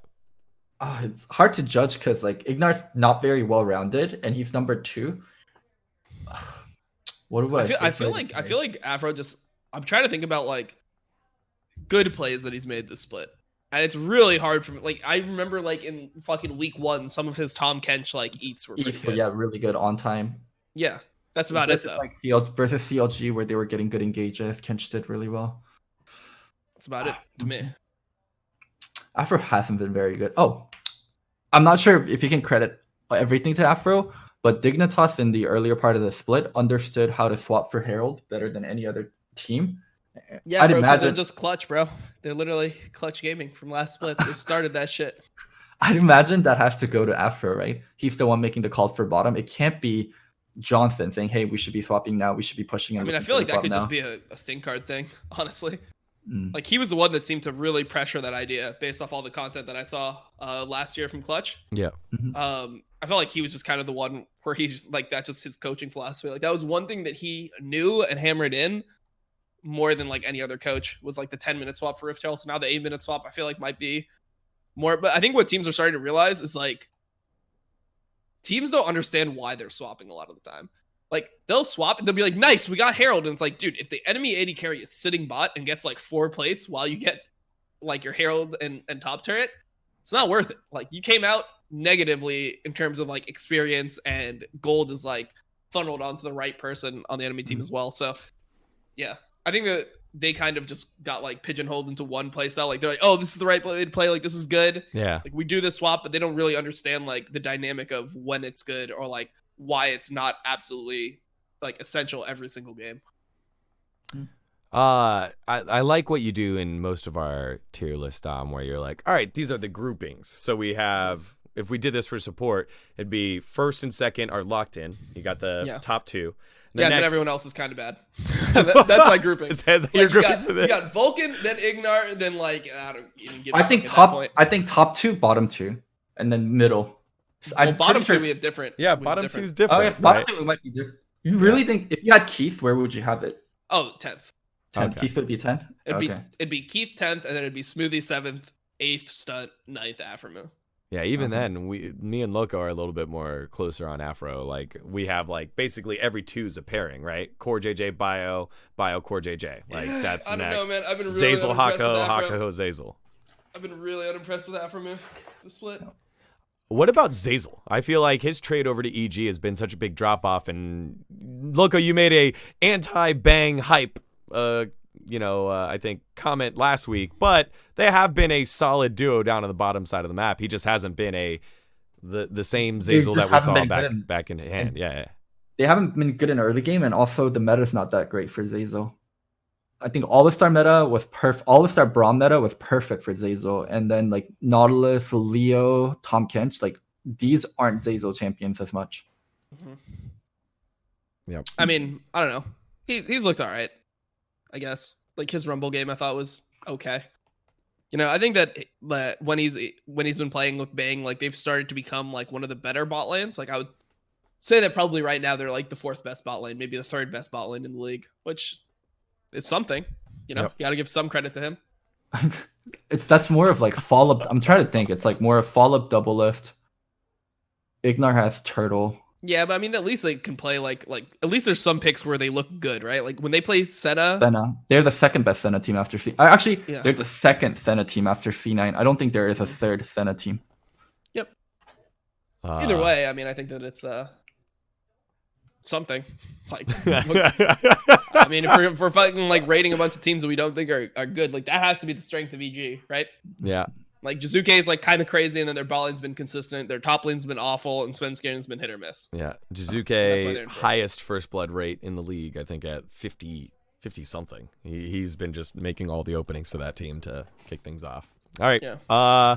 Anything else you want to hit? Biofrost kind of sitting there 3-4. Bio's just kind of riding along with Kabe and letting TSM carry through top and doing his job. I mean, he hasn't been bad, right? Like that's the like bar right now. Yeah, no, you have 2 supports that have been good where you're like, all right, nice play. And then you have like the next supports are like, I guess Biofrost has been less bad than Core JJ has been bad. Like maybe Zeyzal is like also there. So it's like probably Biofrost is like a clear 3rd in my opinion. And then Core JJ and Zeyzal have been probably better than the rest. And then like, I don't know. After that, it's like everyone else has looked kind of shit. I think Hakuho is in that conversation as well. And he's had to deal with 2 middling supports. So I think the top 6 are kind of like, all right, well, you have your top 2, your next 2, your next 2, and then everybody else after that. Smoothie, Afrostan, and GGS Phil, you know, whoever that is coming in. That's our support tier list. I think that's all we need to talk about for this. Last thing, tweet of the week coming from, it was mainly going to be Jats saying, because Jat doesn't normally pop off like this, right? He doesn't. This is a Jat pop off because he's relatively even keel and words things well. After TL 2-0'd in week 6 with Tactical, going 0-2 in week 7 with losses to CLG and Immortals was the last thing I expected. We're actually at risk of seeing a playoffs that doesn't include TL. Pretty shocking to be honest. The one game quote unquote benching of Doublelift is also really strange to me. Seems like the team is a bit desperate to find success. So weird too, since they looked absolutely dominant just a week ago. And I think he hits the nail on the head. This has to be one of the storylines of the week. Yeah. Also, Zale said it really well in his own tweet. It's along the line of, man, this is so fucking sad to watch. We wanted a new champion other than TL. But when I thought we'd get a new champion, I thought it'd be like a team rising up to beat a full power TL, not like beating the corpse of TL. And that's what we're getting. We're getting the corpse of TL, like the TL of 2019, 2018. Like, this is such a fucking sad ending. Yep. Yeah. It is what it is. Like, the other teams put in more work. TL didn't put in the work. And as a result, they are bad now. Yeah. Like, I feel like they just weren't motivated enough. Like, just as a team completely. Like, they just thought that worst case scenario, they would still be like a top 3 team, you know? Like, I don't think that they thought that there was a world where they were just worse than five other teams outside of C9. Like, maybe they could have been like, oh, maybe we'll be worse than TSM. We'll get it together towards the end. The fact that they're like actually just worse than EG, like they're 0-2 to this Immortals. Like, that is just crazy to me. Yep. Yeah. It's a little nuts. And I was going to say, this was the surefire candidate for tweet of the week in my eyes, but hot off the presses, maybe this is tweet of next week, but we'll push it right now on your screen. During the show, Yi Lang Ping coming in saying, I'm going to turn our team around. Wait, what did you just call him? Yi Lang Ping. Peter. Doublelift. That's his real name. Is it Ping? I thought it was Peng. Peng. Maybe not. It's Doublelift. I thought it was Yiliang Peng. I don't know. That was all right. Okay, you got it. Interesting choice of words. Now we're gonna turn our team around. Believe in us. I'm gonna turn our team. I just don't know how he's gonna do that from the bench. That's him turning the team around. Dude, maybe he's just learned from Golden Glue, because that was one of Golden Glue's biggest things. He learned how to be a teammate. He's a really great bench warmer. Yeah. He knows how to support the team even when he's not playing. So, I mean, I respect it. Yeah, that's something else. Yep. Oof. Do you like the I'm gonna turn the team around? I hate this. I hate this. He's going right back to the same antics that probably got him in trouble in the first place, which was not being a good I mean, that's teammate. fucking double lift. Like, he's not somebody who, he's just like the I won 6 chain. He's not like the we did this, we did that. It's like, there's like this saying in sports. It's like when something goes well for you, you say we, and then when something went poorly for your team, you say I. So like when you're in an interview and you lost, you say, oh, I forgot, I like should have done this better, I misplayed this, like I could have played more intelligently in this game. And then when the team succeeds, we were really good at this, or like we did this super intelligently in the game. Like that's just how you're supposed to be. I feel like that's just not double lift. Like I'm fine with him being himself. I don't care about any of this type of shit. Like this is like double lift being double lift. I'm cool with it. I just didn't like the like excuses and shit earlier on in the split. Like that was what was triggering for me. Yeah. Like the whole like, oh, I can't, like our team doesn't work when I'm playing this dog AD of like Senna, where it's like, wait, you're just bad at Senna. Like that was triggering for me. But this is just classic double lift. I'm completely okay with this. Loco, This last time. combined with the interview regarding like Yep. the coaching staff thing, like I mean, there's a clear divide. There's a team double lift, and now we just have to figure out where Steve is. If Steve is team double lift or if Steve is team coaches. Well, I mean, it seems like it's team double lift based on the fact that they ended up Put just him back? playing. Yeah, they put him back in. Dude, after, it reminds like, me one of game. the fucking Moon Dardoch situation. Yeah. I did not want to put Dardoch back in. What? There were higher powers. There were higher powers at hand. Yeah. All right. Well, I mean, respectable. Like, I guess Dardoch was just that good. I guess it helped. hey man, Where team went Dar- somewhere. Dardoch's still playing. Yep. Sorry, Galen. Galen was one of the first pros I met when he was on FlyQuest. But True. Do the MSI thing. It got announced. oh yeah, sorry. Last hit that we'll do before we close things out. MSI announced it will be moved to July in the middle of spring split, or summer split. It'll be in the middle of summer split right now. I didn't have a chance to fully look through it other than that part. So Rift Rivals tournaments have also been canceled.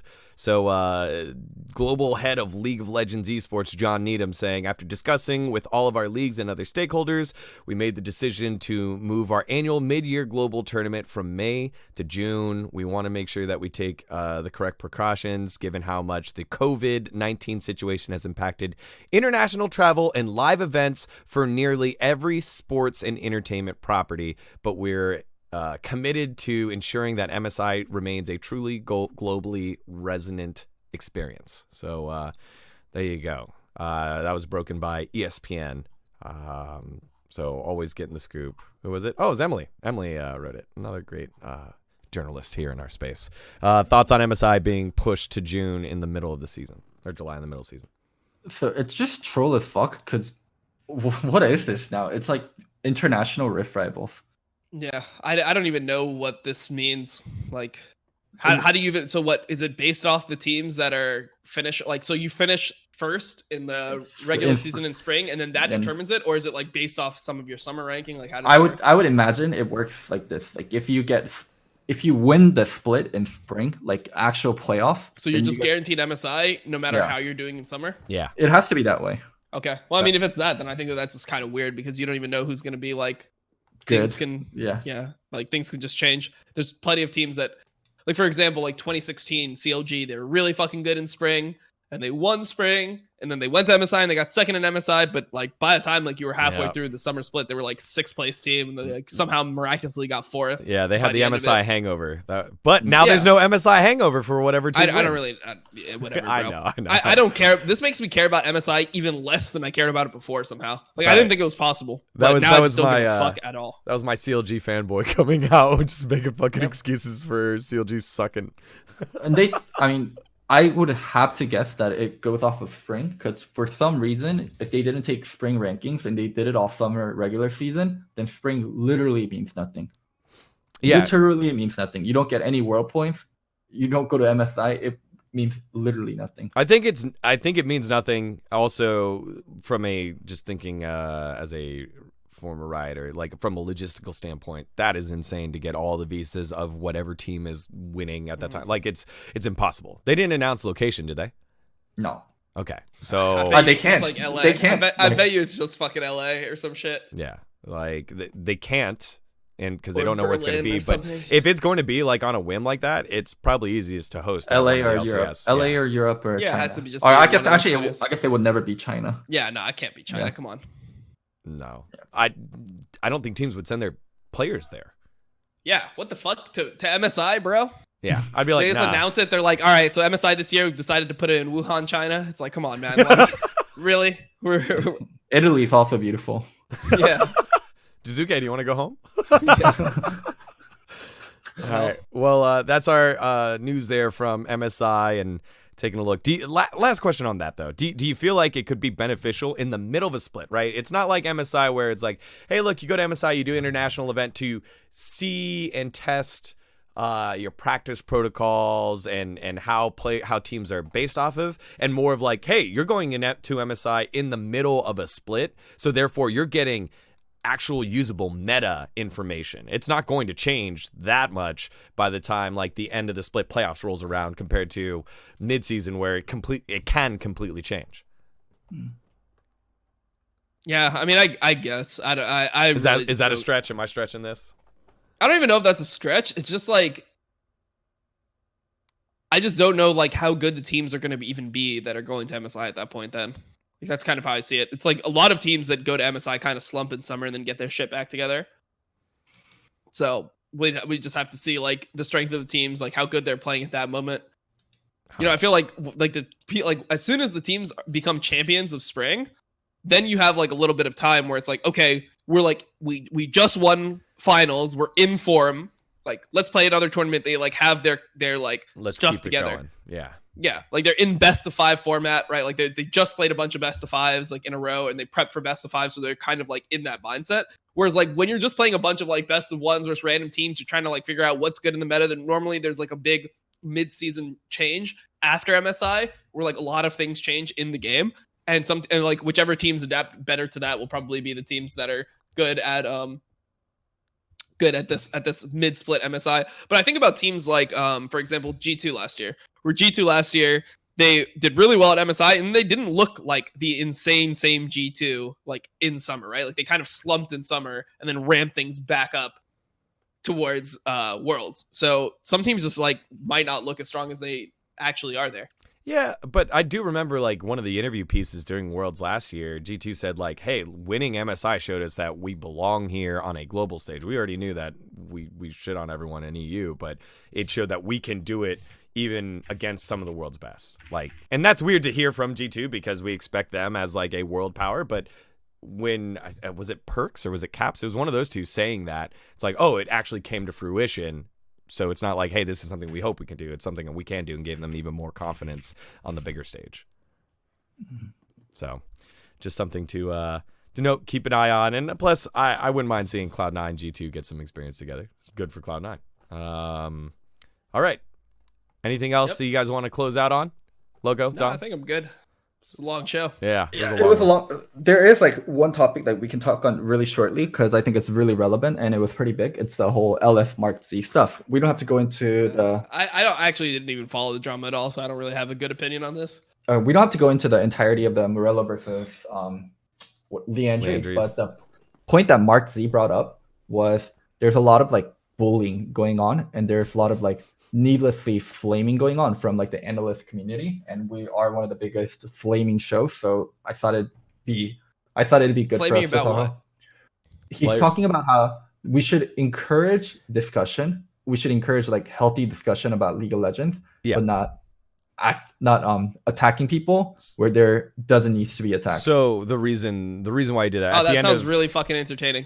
Great. So we can all be asleep at like 30 minutes into Facecheck. The reason Good why fucking idea, Mark Z. The reason why I did that, the example you brought up was that when he asked players about what do you do between Leandri's and Morello's, he was like, look, it was hard math to figure out what works better. But the players just answer with, I just don't know what to build because I don't want to get flamed. And that's what seems to happen. And so he said, as analysts, we should be a a little bit more aware because he knows how to make an entertaining show. He ran offline TV for a long time, and he still does. So he knows that you've got to be aware of those things. Supposed to be credit? Okay, sure. It's credit. It's credit. He knows entertainment. Mark Z is one of the smartest guys in our space that I got to work with over at Riot. Like he gets it. He gets being an analyst and being entertaining. But he was saying there's a lot of flame being thrown around, and threw out a couple clips of like LS shitting on like a coach or something. Sean's something like that. Well, shit, he knows how to be an entertaining analyst more than I do at this point, I guess. So nothing I can say to that, right? He's got the accolades. I think I've been on both sides where I've been like the coach, I've been the player, I've been also like the flamey. I'm the one flaming right now. Yes, you are. It's hard to there are times where the analysts are just straight bullying players and straight saying things that doesn't need to be said. But there's also what Dom's bringing up, like the huge entertainment aspect of it, right? If you want like just boring analysis on the game, then people just would not watch us. If that is like what we provided, like if it's just like straight analysis, like this is what's happening. I mean, like, I don't give a fuck because for me, I never say anything that I don't mean. Like, it's not like when I'm sitting here flaming Ica, I'm like, in my head, I'm like, no, I actually don't think he's that bad, but I'm just like playing it up for entertainment value. No, I think he's dog shit. Like, I'm just completely honest about all my fucking opinions. So like, if that comes out, like if I have a really harsh opinion, I probably have a really low opinion of that player. Like, I don't feel like I'm being disingenuous to myself, and that's all that fucking matters to me in terms of this. Like, I don't get like, what the fuck? People literally are just dishonest and flame me all the fucking time. I'm allowed to do that to other people as well. I see comments on Reddit where people are saying that I was never even a top 5 jungler in LCS. Like, it's just like people are so fucking delusional that it's like I can fucking just like if people are allowed to lie about me, I'm allowed to at least be truthful about others. That's how I see it. Daniel, your final thoughts, and let's close out. Yeah, I think that there's a line to tote, and I do my job here to make sure that we do that. And I still present the topics, but at the end of the day, like, we have our niche, and I think it's easier to say those types of things when you're in a position that you're covered, whereas our show knows what we cover. And I don't feel like the only time like I've had to step up and say something to either one of you guys, we've done that. We've handled that. But other than that, people come and watch, you guys enjoy it, and we're going to keep making our content, and we're going to keep getting hundreds of thousands of views, and I love it. So I enjoy working this show, and I enjoy making the content that we do. So yeah, I don't even think it's like needless flame. Like, yeah, I don't know. I just don't agree with that at all. I would love to just go through point by point and like argue him down. It's like, what did I say that? Because everything I say I can back up, right? It's not like I just like form opinions based off bullshit. I watch every single LCS game, every single moment of every LCS game. I don't like 2 times it or skip shit. Like, I watch all of the games on stream. I watch all of LEC on stream. I fucking talk to a lot of players in my off time. I do a show where I talk to like the best players. Like and just like get all the questions out. Like, so I feel like my opinion is formed in reality, and I've like a lot of like experience to funnel that opinion into. So like, I don't really see like I don't really ever think that I'm doing anything wrong. Yeah, because I think I'm never being disingenuous. So just on that front, I think it's less of integrity in terms of like what you're saying isn't true. It wasn't about you. It was about just analyst community in general, and I guess you're part of that community, and it got roped in. Yeah. Cool. Well, and it's more of like the way that we say things, the toxicity within it, right? I think there's a way that you can be toxic and truthful, and toxic and not truthful. You can also be not toxic and just straight up lie. Like there's all those things. And so I don't even think it's toxic. Like, what makes something toxic if you're like, oh, this player is horrible, here are examples of him being horrible. Like, what is that? Is there toxicity there? Like, to me, toxicity is like, it's like when you're just like needlessly like saying things for no reason. Like, if somebody asked me to analyze something, like, it can be good, it can be bad, it can be horrible, it can be amazing. Like, there's a bunch of ranges of like how we can judge something. So I think that judging something for what it is like the most important part about analysis. As long as every analyst is actually saying what they think and not just playing off narratives or not just playing to shut on players for no reason, if they actually like did their research and they have like a strong opinion on something, I think that's completely fine. I think people do it to analysts all the time themselves. Like, as a player, like, I was on the receiving end of it as well. I feel like that's just what it is. Like, you just have to do your best. Like, in terms of like, you're a player, you have to just do your best when you're accurate about your judgment of the situation. That's all accurate and good to me, and I'm glad that we at least touched on it. So Good job, Loco, for bringing that up. Anything else, Loco? No, that should be about it. All right. Only toxic, negative lies here for Facecheck, and we'll catch you guys next week for the same shit. All right. See you guys later.